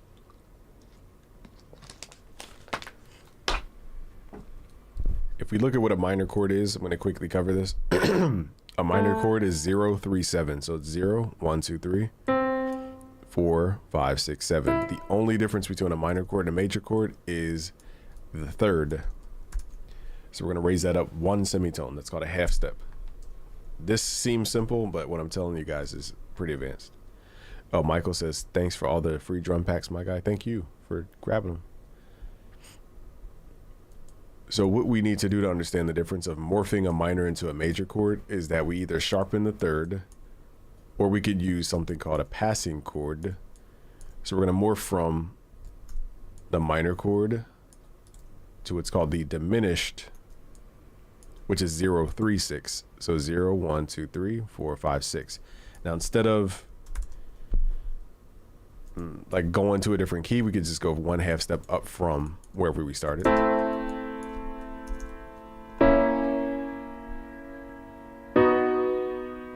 Okay, or we could just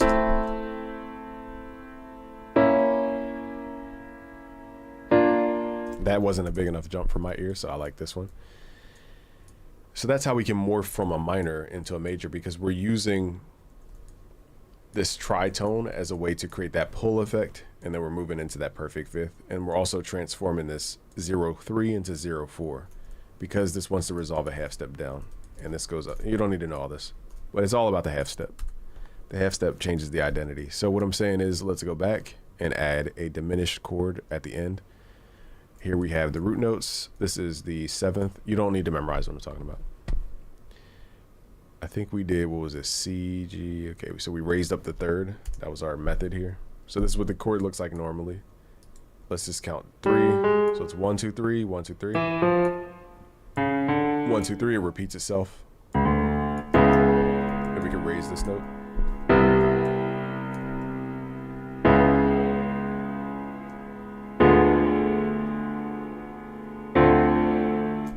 That's one way to transition. Let's also pull this down to see if it needs the same top note.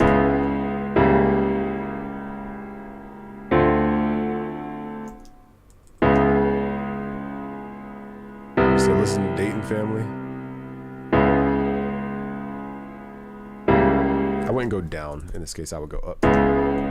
And then we could go into going up that half step into a major key instead of the minor key. So let's just do this. I'm just showing you multiple ways. There's no one way to do this, as you guys see.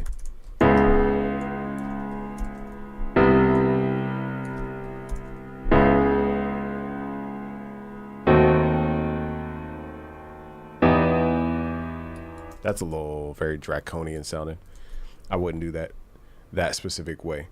So the transition chord, it could be augmented, diminished. It could be the dominant ninth chord. It could be just simply dropping that fifth and tonic, which is the best sound for this type of vibe, Tyler the Creator. But the issue that we're gonna have is that when you transpose up the half step, the ear is already listening for that half step change. So now we have to reset the half step change. Here's what I'm saying.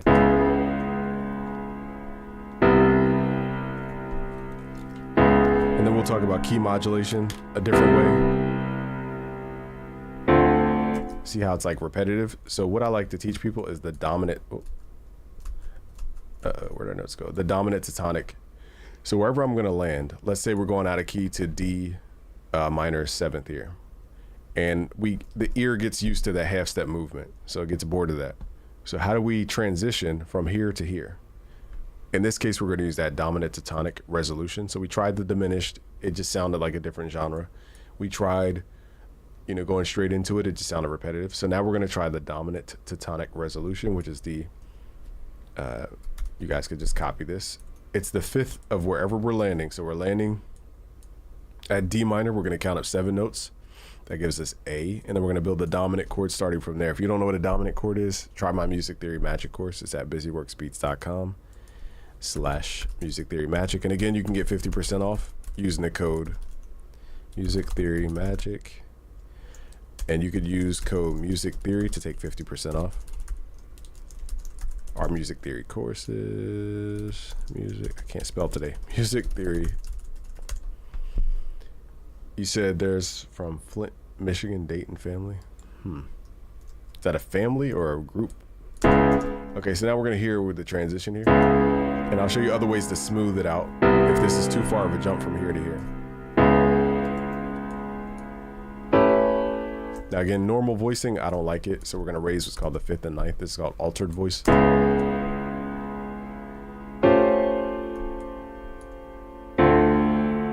And the 5th always wants to come down to the tonic. Another way though is because we're playing these notes very far away from where we started, we could pull this down 6 semitones. 1, 2, 3, 4, 5, 6. See if this is smoother.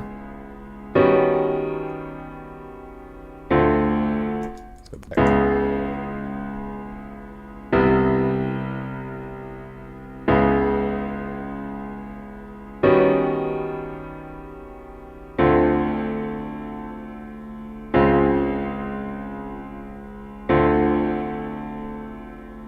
Another ending, I'm kind of just showing you guys the keys that I use to transition, is a 6 add 9 chord. I learned this from MG the Future. This is another way to transition.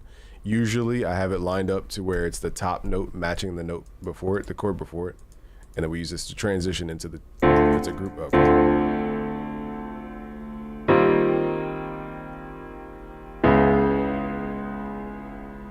So I'm probably gonna drop that back.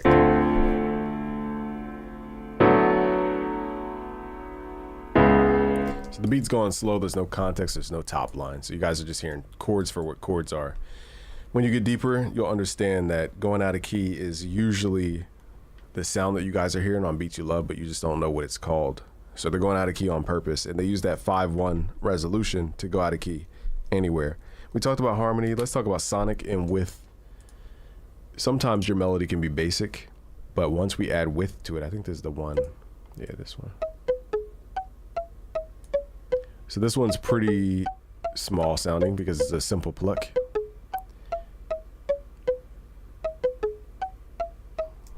On the dark areas, you can go out of key on purpose. There's no rules as to where your notes should be. Even with the way you teach this stuff, people now have no clue about the 4th and the 9th. The 4th and the 9th. They have no clue about stuff like minor 3rd and major 6th. I know I was just about to say what the major 6th was on a 6 add 9, but some stuff I gotta skip over for it to not get too music theory.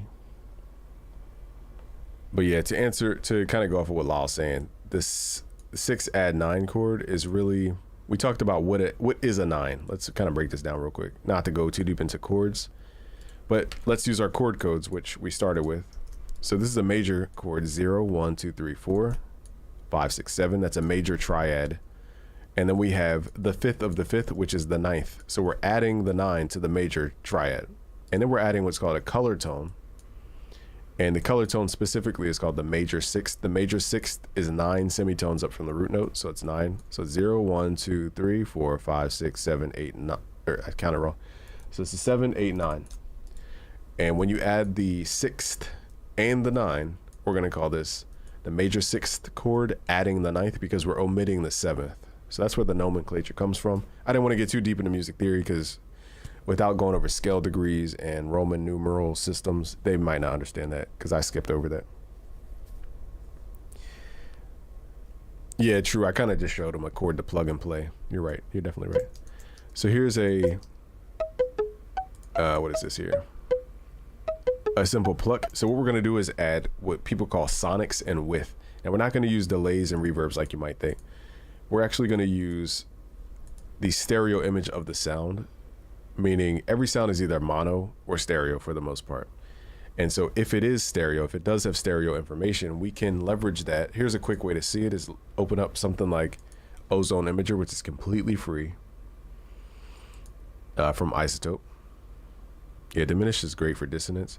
Now the screen is super small, but if I see a vertical line here, I know that the sound is a mono. If I see like a subtly wide sound that's not a vertical line, so this one is not mono.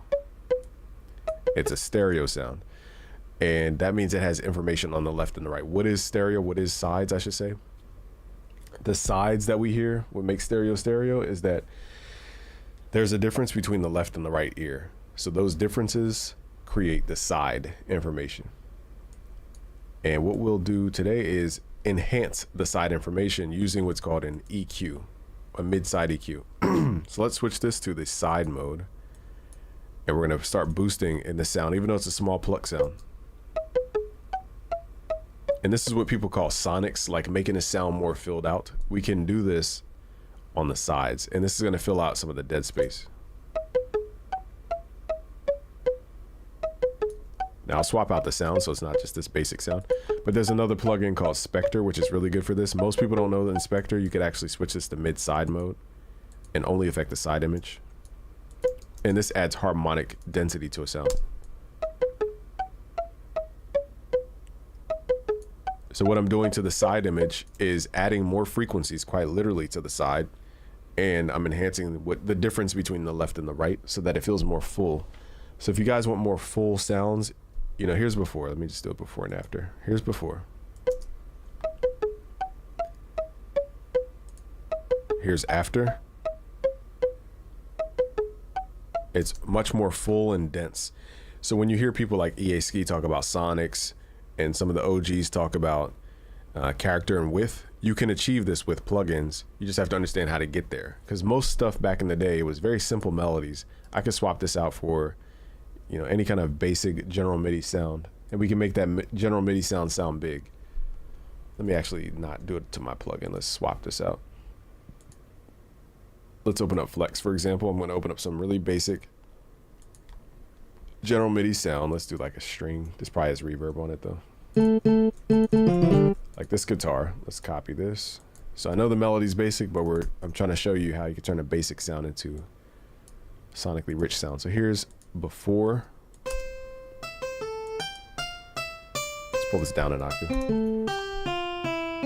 So very basic. Now here's with our sonic addition to it. It feels more full, as if there's dimension to the sound. I'll play it before and after.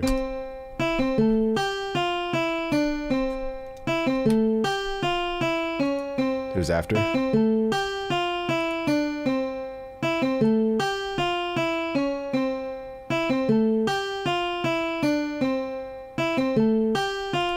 And so that was kind of subtle. Let's swap out the sound, actually. That was very subtle.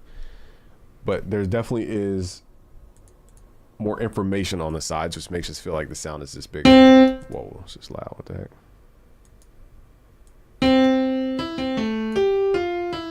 So again, here's before. Very mono sounding. Here's after. It almost feels like the sound is in a reverb room, which it probably is on the plugin, actually. Check that out. So it's super subtle, but that's what we're talking about when we say sonics. Okay, so in character, we're talking about harmonic content and timbre. So we can combine that with texture, with all the things I talked about to create these more organic tones. So let's go back to one of these melodies I had here. I think it was this one, was it? Pattern 3. And let's swap it out for a super basic piano. I just clicked the wrong button. Turn that off, paste. So now I'm showing you guys how to transform this basic piano. Here's before. So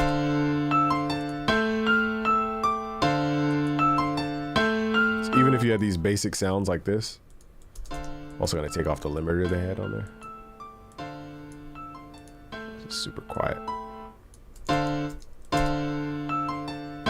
Now we need to find that texture that we had. Let's add that in.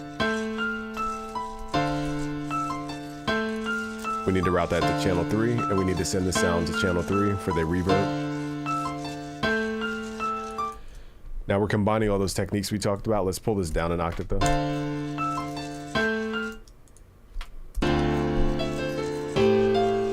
Let's add some of the humanization to it.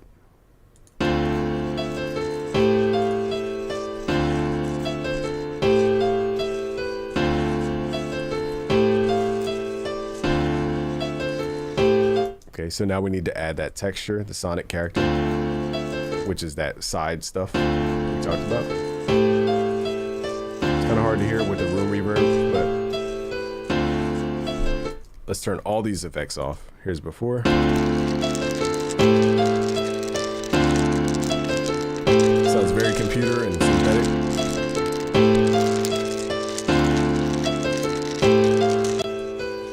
And here's after we have this sonic realism chain to it. So sometimes it's not the notes that we need to fix, it's everything else. So hopefully I'm showing you guys different angles to melody. It goes way deeper than just music theory. The hardest thing for me is to figure out a step-by-step plan to create music, like in order. There's 9 steps to creating music. You have first, you pick a tempo. The rhythm to your beat, you pick a tempo. Sorry to like growl in your face, your ear. You pick a tempo. Then you pick a scale. A scale is a sequence of notes that sounds good to you. They could be a minor scale, a natural minor, or a major scale. There's other scales, but we'll just keep it simple like that. So you pick a tempo, which is your speed of your track. You pick a scale. Then after you write your scale, you pick your scale, you're gonna write your chords, your harmony. Your harmony is gonna give ground and foundation for your melody, which is next. From your melody, you usually generate your bass line from your chords and your melody. So you have bass. After bass, you add the drums, which is the rhythm layer. And then you move into vocals, and then you mix those vocals, and then you master, and then you mark it. So those are the 10 steps to writing a song. I used to have a chart. I don't know where to grab it, but if you go to busyworksbeats.com/FL Studio, it's definitely in my resources bin for you guys. But there's a 9-step process. Again, it goes tempo or BPM. Pick a scale, write your chords, make a melody, write your bass line, do your drums. Now you don't have to go in this order, it's just the most logical. Move into vocal mixing. Excuse me, vocals, then do your mixing, then do your mastering, then do your marketing. That's a process chain you could follow. All right, so I know those were subtle details, but these small little details are gonna add up to you guys making way better melodies. At the end of this video, we're gonna get into I'm just gonna write 10 melodies back to back to back without going over all the explanation part. I guess we can we'll probably save the rest for part 2 as far as the explanation. Let's just start making melodies, because next time I'm going to cover scales, hexatonic, pentatonic scales, different scales, the blues scale, R&B glissando, the progression tool. Yeah, I think next time we'll go over like scales specifically, because then I could talk about scale degree language, what's the 6th, what's the 9th, what's the 7th. I'll kind of cover it that way. I might even go over chords more so. So now let's just get into pure melody making. Now again, I would recommend you guys use a MIDI controller. It's way easier to make melodies with a MIDI controller. You're way more expressive, and you could use what's called a pitch wheel to make your melodies more expressive. So let's do before and after a MIDI controller. I'm gonna have to unplug either my camera, my mouse, which would take forever to do stuff, or my hard drive. I'm probably gonna unplug my hard drive. Might be the easiest way to do it. But actually, now I'm thinking about it, I might unplug the camera. So when I get to the MIDI controller part, you guys won't be able to see my shiny face in the corner. Mixing is the hardest part, not to make it sound harsh.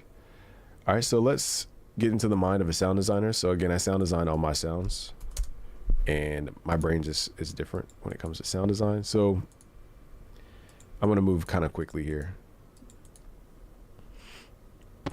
First, I find a sound and I go, what part of the sound sounds good? Like which octave? So let's pick a bell.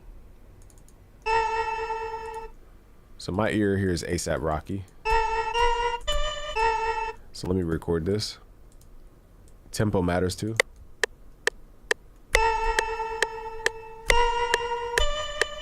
I hear ASAP Ferg. So that's going to be one layer. Now, I taught you guys layers before: top line, harmony, rhythm layer, contrast layer. You can separate the sounds, and this is what arrangement is in orchestra music. They arrange the orchestra. So now that you understand the concept of a top line, that's a top line that we just created. Now we're going to add the harmony layer, but using a different instrument. And we don't, now every melody does not need a harmony layer. I'm just showing you guys this. So I'm going to take the notes. And again, you have to decide how many chords you want to play per melodic note. So we're going to pull these down an octave because I want my top line to be at least 1 octave away. Kamehameha Goku. I realize it's always the mid-range mixing.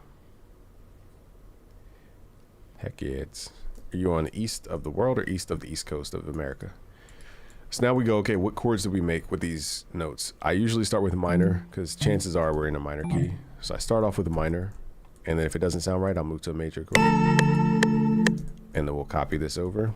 We're not gonna make this complex.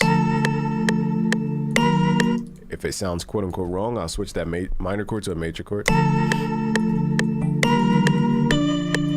I already know it's gonna be a major.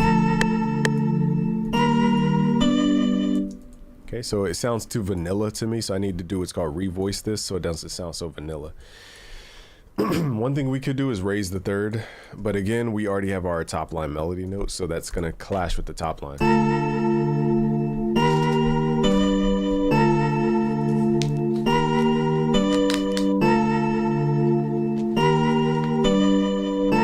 Also too, we can hear that dissonance. So let's use a half step instead, which would change this chord type to 0, 1, 2, 3, 4, 5, 6, 7 to a minor chord instead.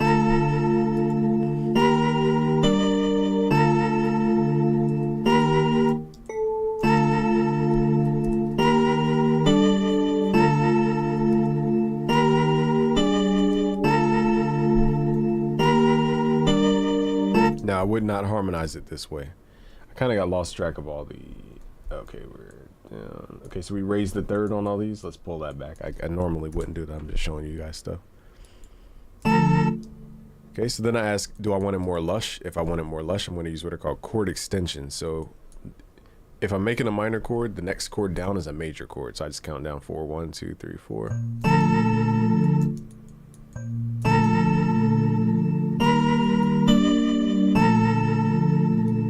So in my ear, the chord extension doesn't fit. And again, I'm forcing the chords to be here.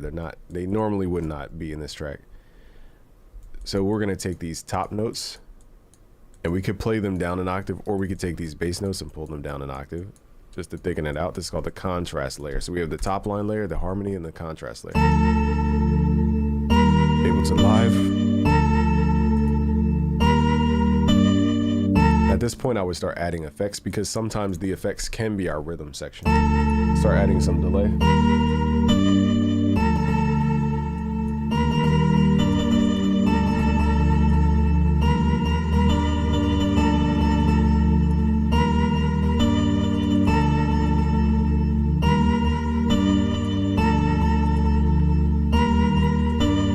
Now it's very basic because nothing's happening. So to give this rhythm, we're going to copy these chords over to the Salter. Mixing on multi-tracks, yeah, I'll do that a different stream because that's very specific. Let's hit Alt-P. And then we're going to go to what's called the Performance tab. It's going to take whatever we've done and we're going to arpeggiate that. Now this sound is called monophonic, so I don't know if we could turn it off of monophonic. Yes, we can. Let's make it poly. So this is the rhythm section, but it's also playing the same thing as the harmony, so it's not going to clash. So somebody asked me how to make like Yeet stuff. This is what they would do.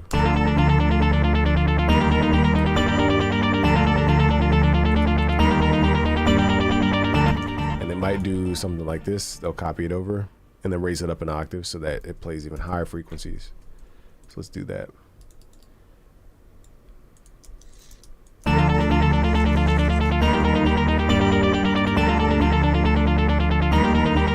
start turning stuff down. Now I'm gonna kind of modernize this so that it sounds like a Yeet track. We're gonna remember we talked about this earlier. I learned this from Synthit. You could double click on a note, change the note color. This is called a MIDI channel technically, and we can have this note slide to another note of the same color. So in this case, we're gonna have it slide down 7 notes to D, which is the dominant to tonic resolution. Hopefully you guys are starting to see the patterns here. We're gonna double click, turn this on slide. So now it's gonna go down there. So here's a solo. Let me solo this sound here. So it's like that. And we could do this per every time the chord hits. Let's do that.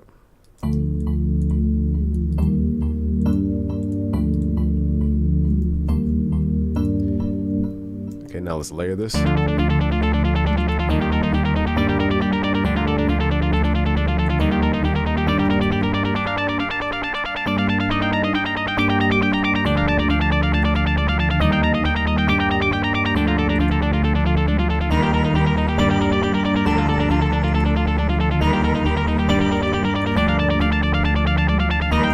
The question is, should we go with the top line higher up? Let's see if that matches.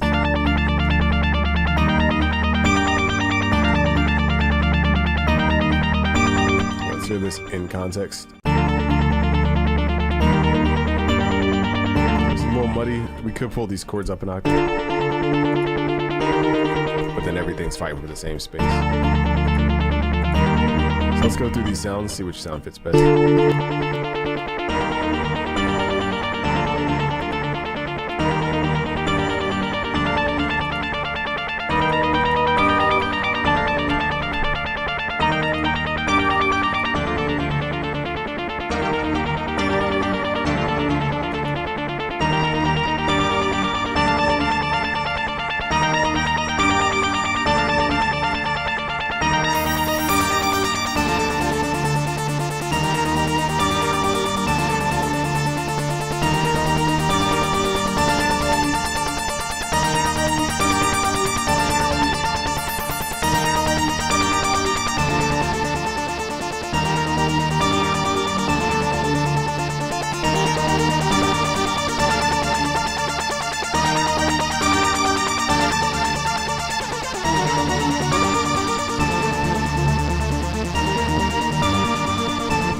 See how we're stacking everything up? All those 4 layers.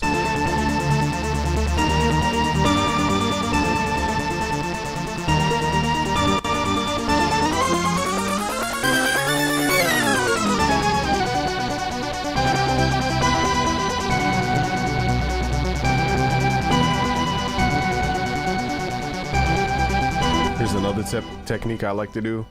When I'm writing fast melodies, I'll right click the tempo, go to half speed. It's another kind of way to hear your melodies.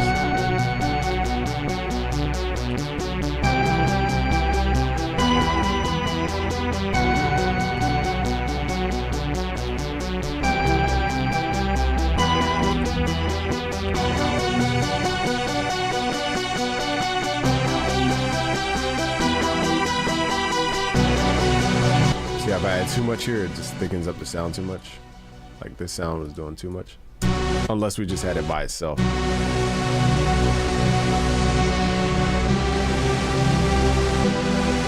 This is too much going on, so we have to not play chords with this sound, but play chords with a different sound and start layering it that way. Those 4 layers I talked about.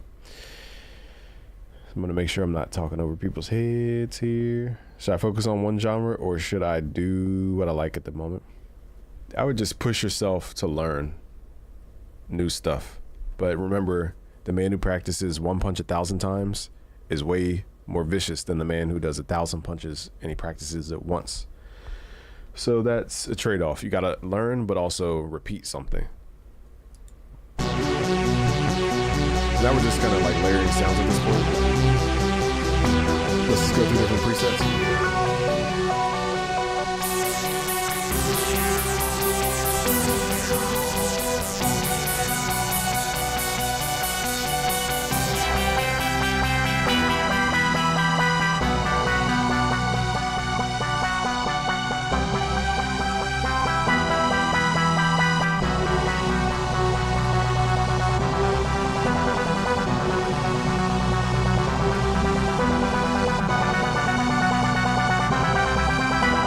I take out any one of these layers, like the harmony, it just feels empty.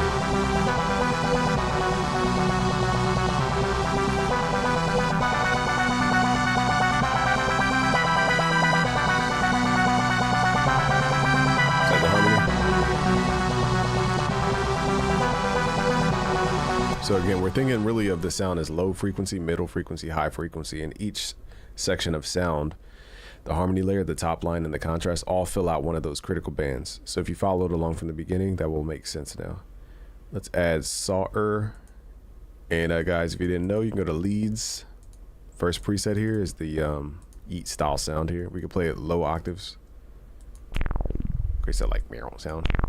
That Benny X type. To turn off the delay, click on the image line on the saw, turn that delay off. So we're gonna add this in. And let me think what I did. So we're gonna take the bass layer out of the harmony section, hit Control X, and we're gonna paste that into this bass. So now we're in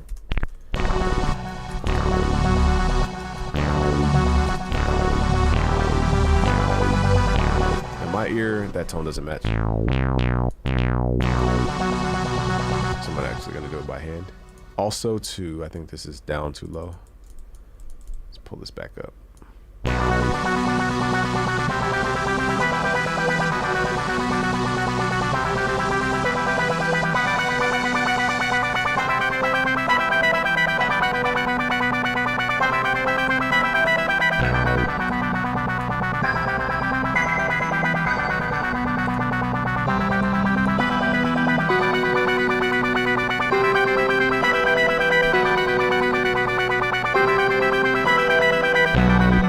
Also, we can add note stutters in FL Studio. Now for these longer notes, I probably wouldn't do it, but in the bottom left, if we go to Control, Note Repeat, we can tap into the note repeat here.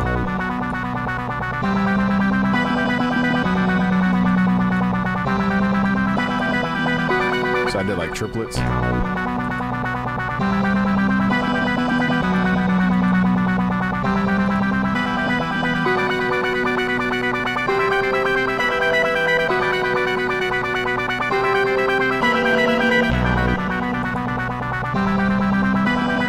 I'm gonna listen to the bass.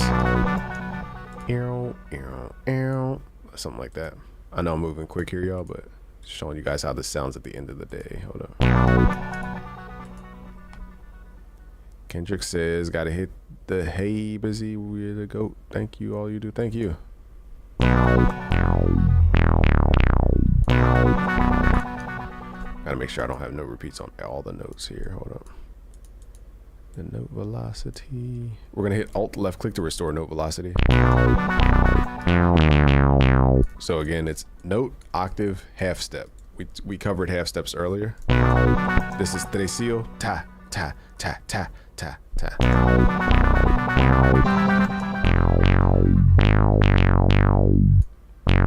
And this is the fifth of C is G, and then we're doing a half step. So half steps and fifths, you're gonna see these a lot in music.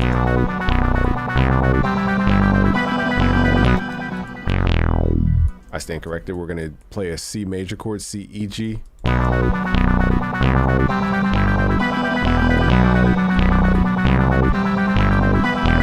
can also play the octave.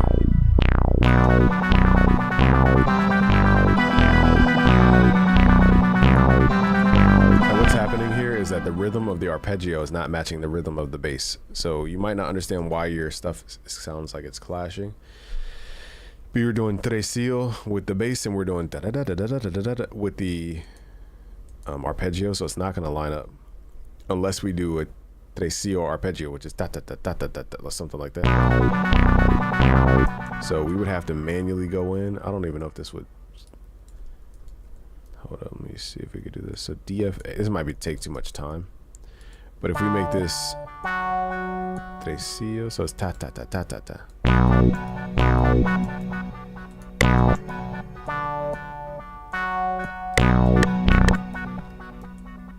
And it's gonna make it way more bouncy, make it like a Timbaland type beat.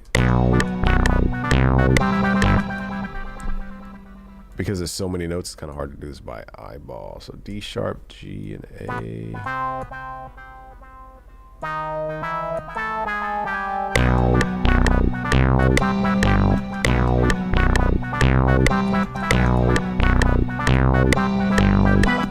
that more southern Timbaland type bounce. I'm just letting y'all know why the bass is clashing with that. It's because we're not playing that same arpeggios rhythm. So instead, we're not going to do tres here. We're going to do on the beat. So it's going to be down, down, down.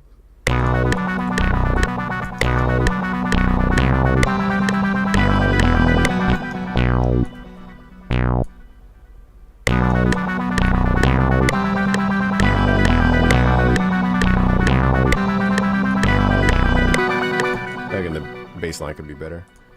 I think we have a delay on this. Let's turn that delay off.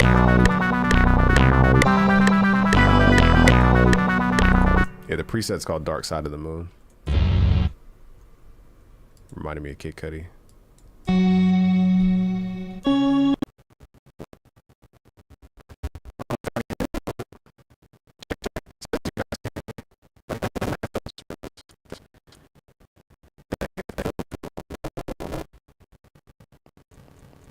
The Dark Side of FL.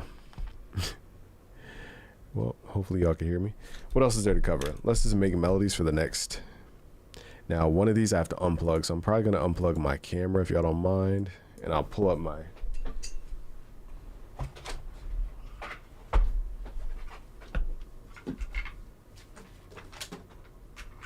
MIDI controller. Actually, let's pull out the mouse because I need the space anyway.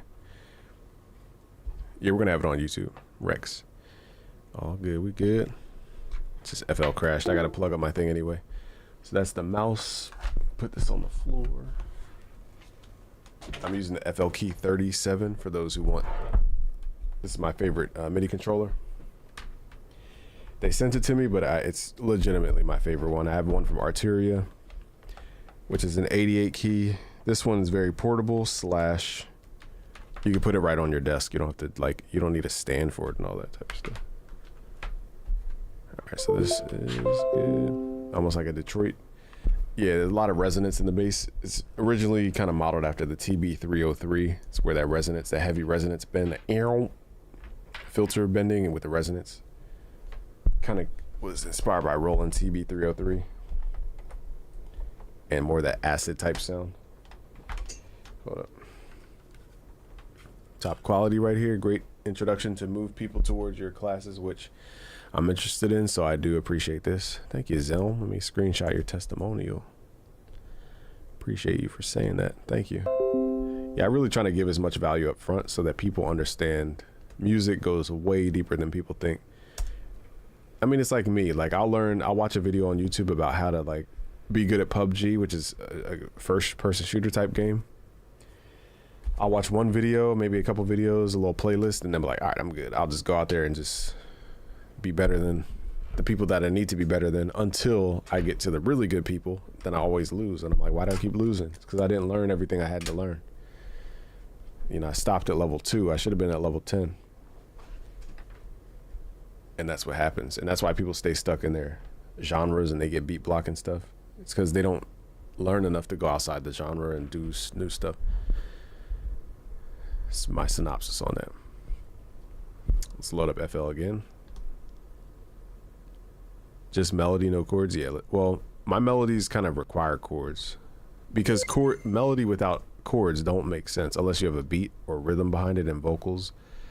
Like, there has to be some kind of harmony for melody to make sense. Bro, please give a feedback of my song. I sent it on Discord. We do that feedback every Friday at 3 p.m. Eastern time. Friday, 3 p.m. Eastern time. That's when we do feedbacks. So today is what, Monday? Oh, I forgot to take the trash out. Dang. I gotta set a reminder here. Glad you said that because I would have forgot. So, trash.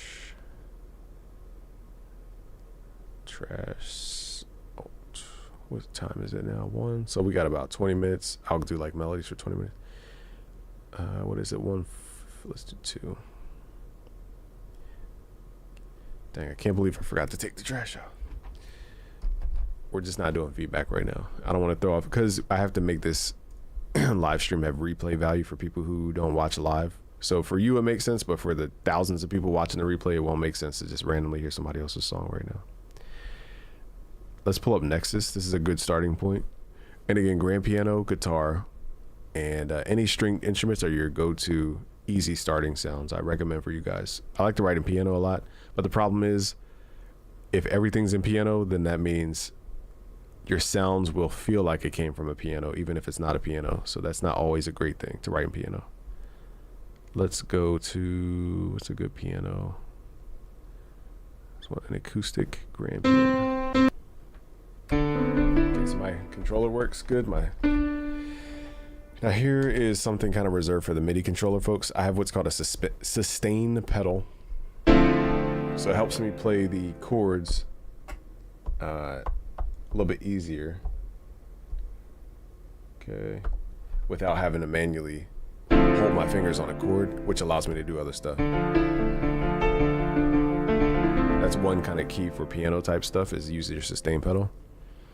Also, your pitch wheel is very important. So let me lock this in. So in FL, you have to right click, at least for me, link to controller, and put it on auto detect Omni, and then move your pitch wheel, and it will link that thing. So that's key to melodies as well as that pitch wheel. Now you can change your pitch range to different things like 6 or 12 to make it more exaggerated. But that will help for West Coast melodies specifically. All right, so let's write some like West Coast. Let's do a West Coast melody here. Let's go to 93. So the West Coast, I'm just kind of give you bullet points. I don't have, this is not like a long master class about West Coast melodies here. How to make melodies. I forgot to save the project. Give me a second, y'all. 22nd. Part 2. You guys will get all the project files I create today, by the way. Alrighty. So now the chord we're going to do here is a minor add 9 chord. We're just going to pull the ninth down an octave. So it's E. We're going to use E, which is 0. Let me show you on the keyboard. What do we got here? E. So this is our root note. We're going to count up 3. 1, 2, 3, 4, 5, 6, 7. This is called E minor. But we're going to add the 9. So remember, ninth is the 5th of the 5th. So we're going to go to the 5th, count up 7 more. 1, 2, 3, 4, 5, 6, 7. And we're going to pull this note down an octave. Instead of playing it this way. Now this stream has been going for a good 2 hours. And then, how do I get my bass line to sound like the one on Yella Breezy's That's On Me? I don't know, that's a very specific song that I don't have recollection to right now. My apologies. Dan Tanner sent in $8. He says, thanks for telling me about Wix, bro. I had a free account I forgot about, so now I'm designing a new site pretty easy. I will see. Yeah, to each his own. You know, I'm not, maybe WordPress is better, but I don't know. I haven't used WordPress in years. I'm not sure. But you need definitely a modular way to set up your website. Any kind of modular solution.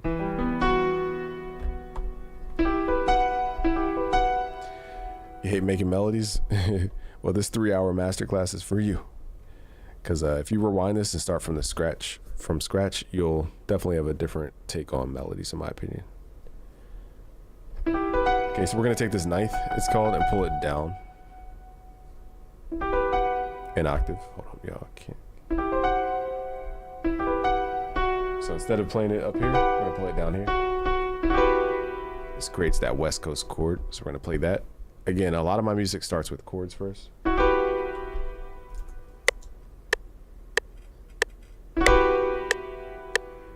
Wow, wow. Oh my gosh, loop recording. Come on, you're killing me.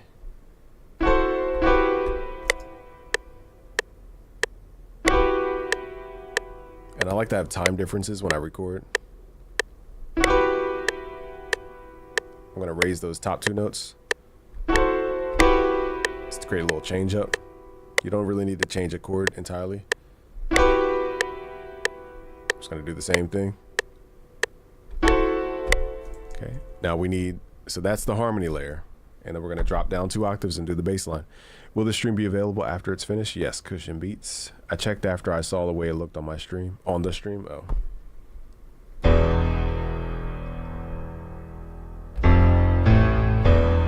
record that.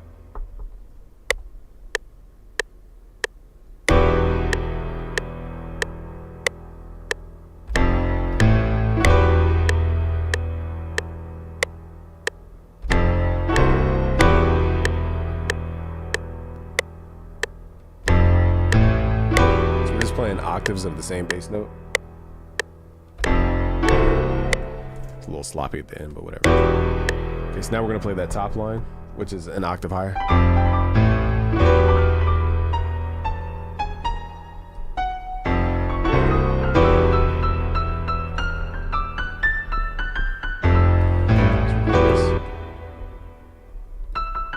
Just going up and down the scale here.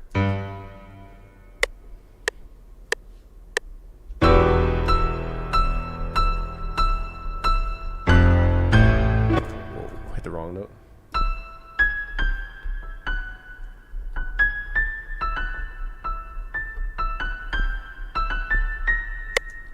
Just again. But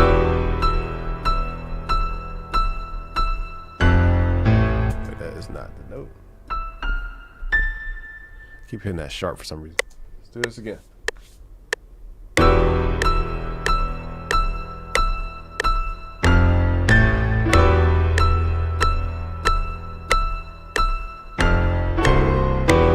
Okay, so it's the same thing as the bass, played an octave higher, as you guys could probably see. So that's the layering part. I don't know how I hit G. Kendrick vibe. It's very West Coast vibe. Let's just copy this over, hit shift, left click. I'm too lazy to keep recording here, so let's do something like that. So all we need here from this point is just drums. Maybe slow it down a little bit.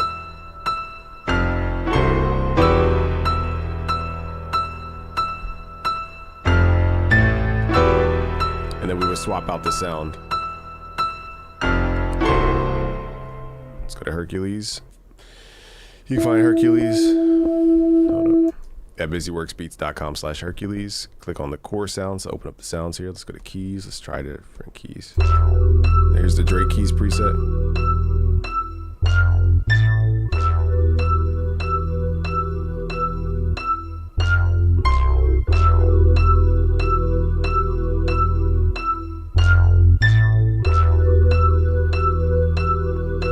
So now we have a vibe.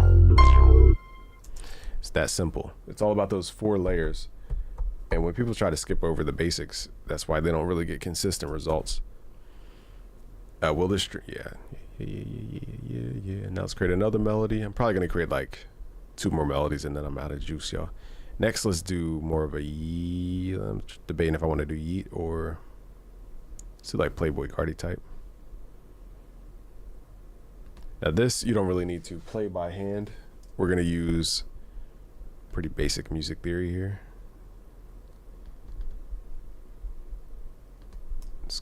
It's so hard without a mouse to use this laptop. Holy crap. Okay, so what we're gonna use are it's called quintal harmony for Playboy Cardi style. For yeet style, it's called quartal harmony. Oh yeah, we grinding Jovison, if I'm saying that right. Elijah's here. Making good music is a marathon, not a sprint. Quincy wrote Thriller in his 50s. There you go. I don't have till I'm 50 though. Goku says, yeah, I think it's easier to make beats with just chords and no melody. Yeah, the melody comes from the artist most of the time. How do I get my bass lines to sound like the one? I don't know that song off the top of my head, unfortunately. Your site was good on Chrome, but not Safari. Interesting. Will the stream be available? Yes. I hear people say to put OTT with Clipper on the master. What do you think? I think OTT is very aggressive for a master channel. OTT is more for like EDM synths and pads and bass. I wouldn't do it on my master channel though. Clippers, yeah, but not the OTT. Is too aggressive. Thank you, Brainy.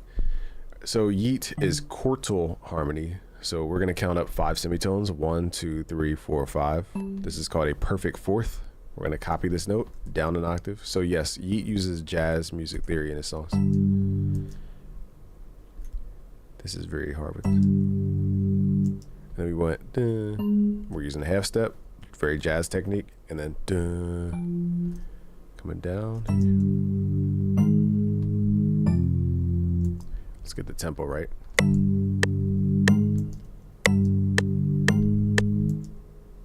Let's get this bounce right. So it's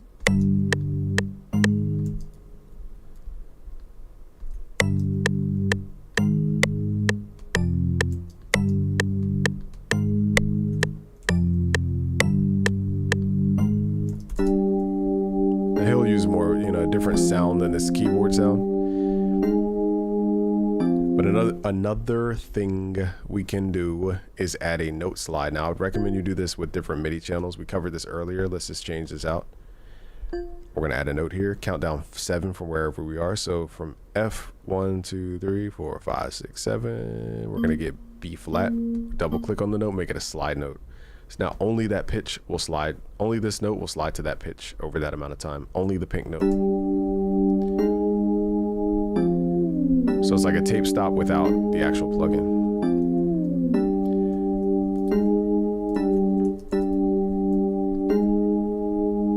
So now we can swap out the sound. Now that we have the theory out the way, we can swap out the sounds.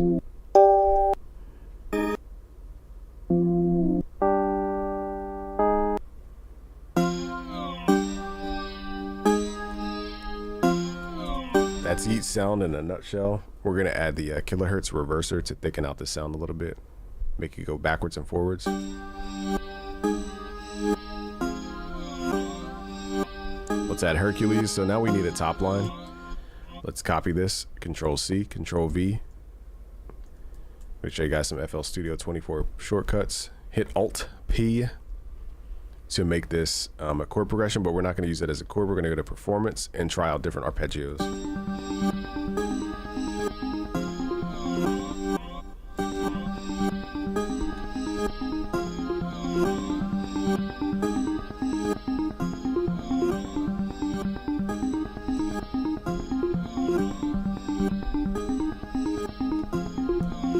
So now we just need the bass. Let's add Saw-er. There's a lead in here. If you use lead number 1, it's called Analog Funk. Sounds really good. Also on the front panel of Saw-er, click the image line tab, click off delay. That way you don't have this bouncing around bass. Let's play low octaves like that. We're just gonna copy the chords, control. This is why I start with harmony, because you pretty much get everything you need out of the harmony. The chord, the top line, you get the bass line. So the question is, which note are we listening to? We're listening to G. Because we reinforce G in the bass, we don't have to use all these top notes. We could just get rid of these. We already have it.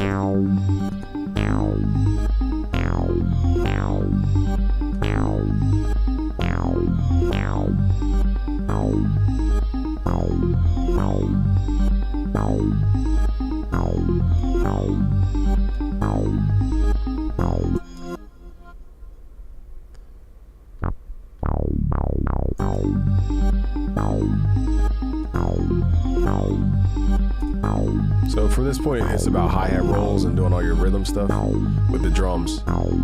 Thank you, Charles. Busy, are you going through it? No, what the hell? No, I'm not. I appreciate you asking though. Just got to put in that work. I wasn't going live streaming because my laptop, my Mac laptop won't run OBS. So that's why I wasn't live streaming for like months and months and months. It would just stutter, crackle and pop. So I found out I have a Razer laptop that they sent me years ago in my closet. I never thought to use it for live streaming. And then I tried it one day and it worked. And I was like, why am I not live streaming? Because that was the main thing. I would live stream a lot back in the day, but that was on my Mac. And then my Mac started getting slow. So that's why I'm live streaming. But the only time I can really live stream is at night. The rest of the time I spend with doing business, but also like we do family time during the day. DJ Chavnat, I am very well. But yeah, it's important that people know about my products and stuff. So Hercules is at busyworksbeats.com/Hercules. This is my new product. I'm gonna add, let's do some chorus. Yeah, but running a business, you gotta really have your foot on the gas all the time. You cannot, business is very difficult. Let's use hyper chorus. What happens with most of these guys on YouTube, they get lazy. You guys have seen it. I'm not going to name any names, but a lot of these YouTubers, they get lazy. They get comfortable and they get lazy. And then they wonder why they're not selling as much. They wonder why their following dropped. It's just like they got lazy. They got comfortable. I learned a long time ago I cannot get comfortable. Comfort is literally the devil. If you get comfortable, you're done. I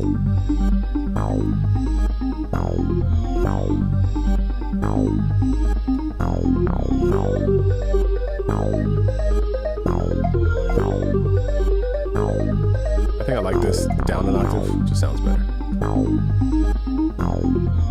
So now it's just about swapping out these tones.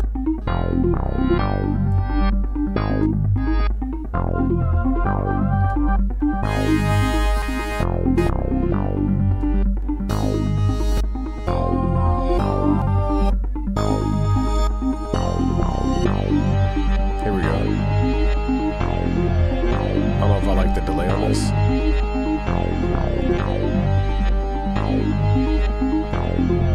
Something like this. I mean, we can sit here and swap out presets all day long.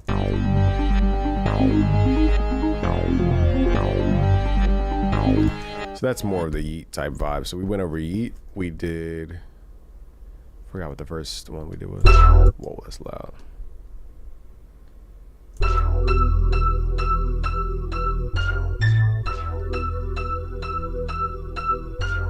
I guess West Coast.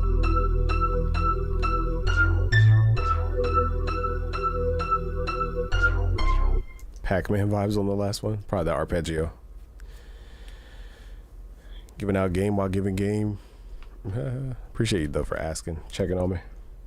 Lastly, we did Yeet. We did West Coast. Oh, you know what I forgot to do on the West Coast one was the pitch bend. Doozy's here. Darn Doozy, you're catching the tail end of me doing all this. So let's swap this out for a keyboard here. And one thing I meant to do on the West Coast one is to add a pitch bending sound, like a lead sound, a lead layer, we'll call it. Seriously.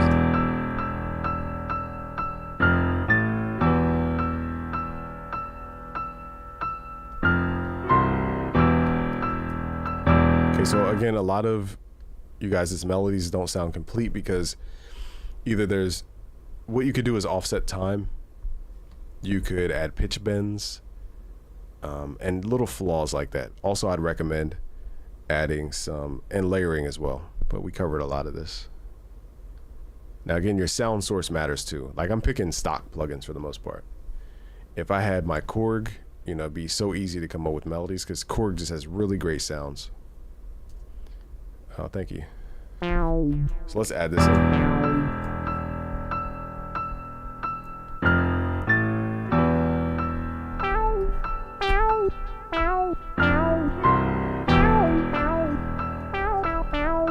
So I'm just like,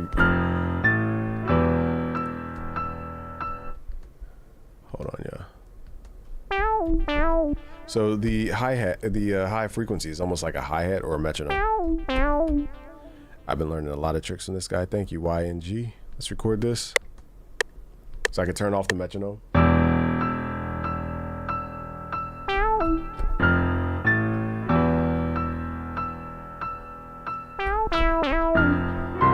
I'm using that pitch wheel to do this.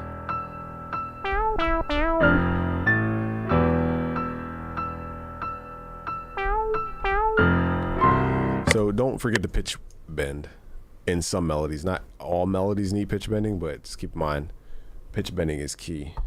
So what else haven't I showed you guys? Let me think. We did pitch bending, we did Hercules, we did Yeet, we did West Coast, we did classic type melodies earlier. I'm trying to think what else is there to show you. I guess just sound design. So I'm gonna pick a Hercules sound here. Let's do this. So my last, again, it all comes to 4 layers. I know I'm making this simple because it is. Like when you guys master this, it'll make so much more sense. Let's use the Drake keys here. We're gonna send this to the mixer because we're gonna add effects. Let's do Just gotta play my style. So we're gonna do EDM type beat. It's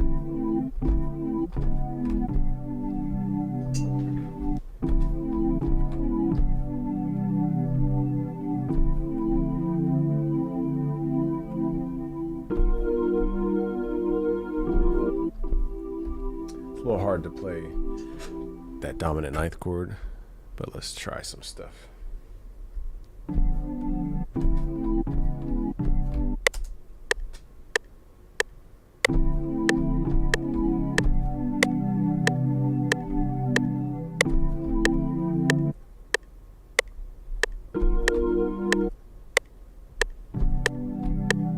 It's hard to do it. It's really hard to play it in time like that. Also, I was playing the wrong notes. Dang, this sucks without a mouse. How the heck do y'all produce without a mouse? It's impossible. On PC, laptops, I should say. Okay, so we have the G. This should really be E. And then we need to get the timing right.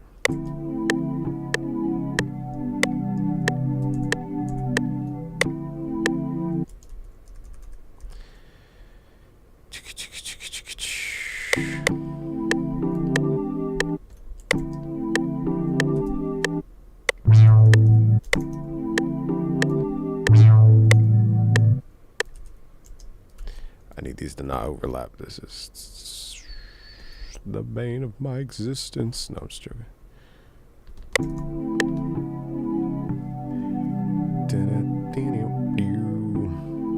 You said if you come into some money, you're gonna send it over? Thank you.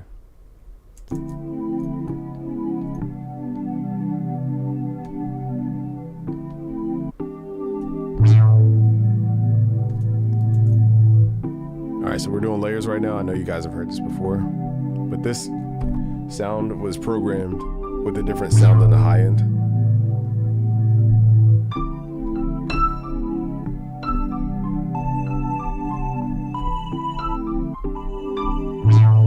So let's record this. It's a little slow, I get it.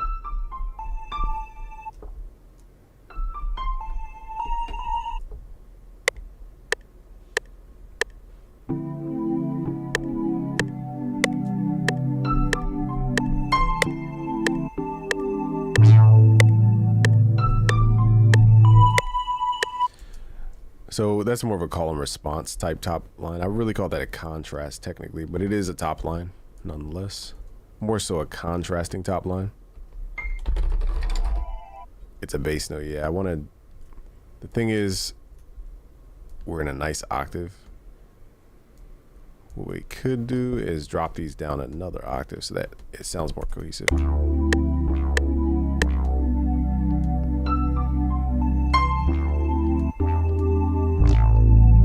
Now it sounds like it should sound. Is it really a hair over the line? FL, come on, yo. Oh my gosh. Something's over the line by like a smidget and I can't see. Oh my effing goodness. How do y'all do this without a mouse? Oh my effing goodness. Here's what we're gonna do. We're gonna draw this in. Sheesh Louise. This is taking 10 years longer than it has to, only because I'm not using a mouse. Goodness Lord. Okay, now let's run this through effects. It's this trackpad is just not up to date. My favorite thing is the bit crush. We're gonna do 40K. Turn up the quality to get rid of the ring noise. 12-bit. Let's mess the reverser here.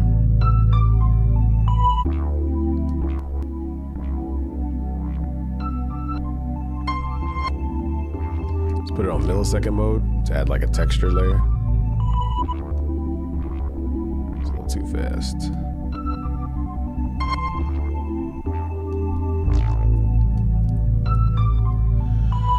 So our pitch shifter, we're gonna swap out that preset in a second. Let's drop this down 3.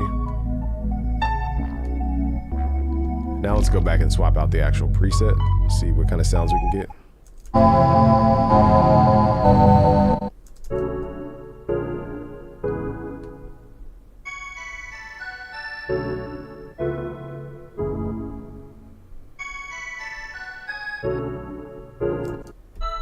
my ear wants to hear duh right at the beginning, I'm gonna add that in. Like that. So let's say, let's say I want to add in notes and I don't know which ones to add in. We could use fifths, which are 7 notes away. Can you do a Midwest type beat? Maybe in our next. Now Midwest has a lot of dope people in their Discord. Not Midwest, but Nextopia and them.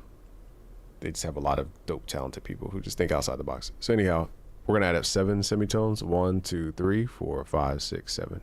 And they play real instruments too. I think that's the key. And then we can go 7 from here. 1, 2, 3, 4, 5, 6, 7.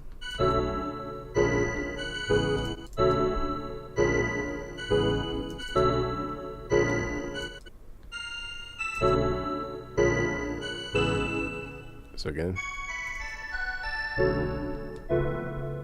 it's all about 7. We talked about that in the beginning of today's stream. Let's try different presets.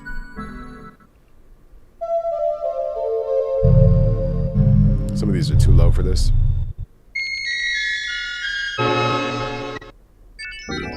That one's... That's not supposed to be played with multiple notes. Let's do...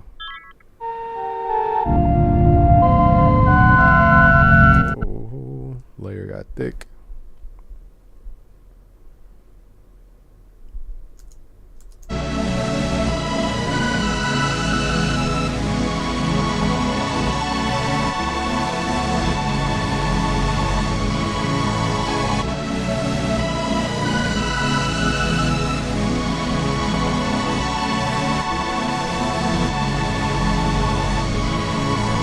So we have a really big octave jump.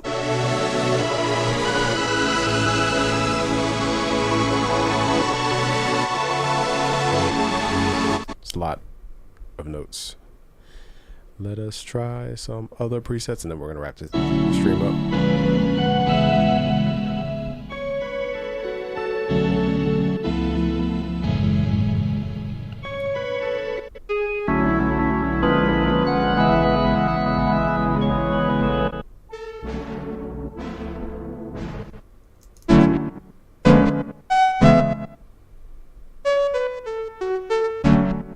So you guys get the gist. Okay.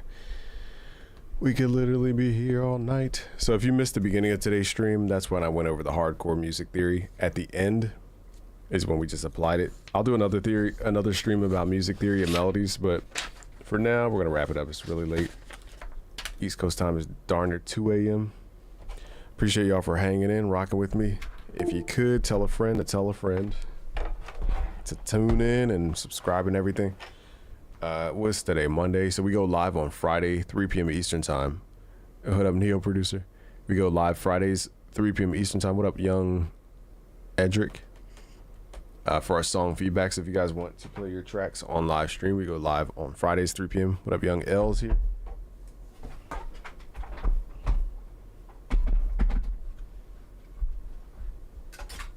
All right.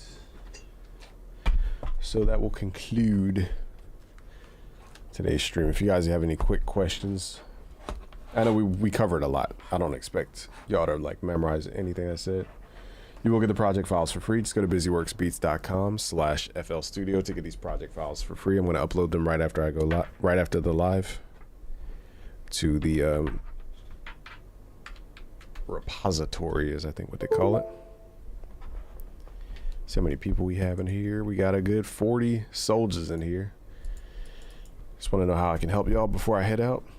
If not, it's all good. EDM type beat or rock type beat. Thank you. I appreciate you. Only if you took value. If I didn't add value, you don't have to do anything. But only if I added value. What up, Brahma Guru? Giving out game. What up, Nate? All right, guys. I just assume you guys are good to go. All right, so we are going to be live probably tomorrow.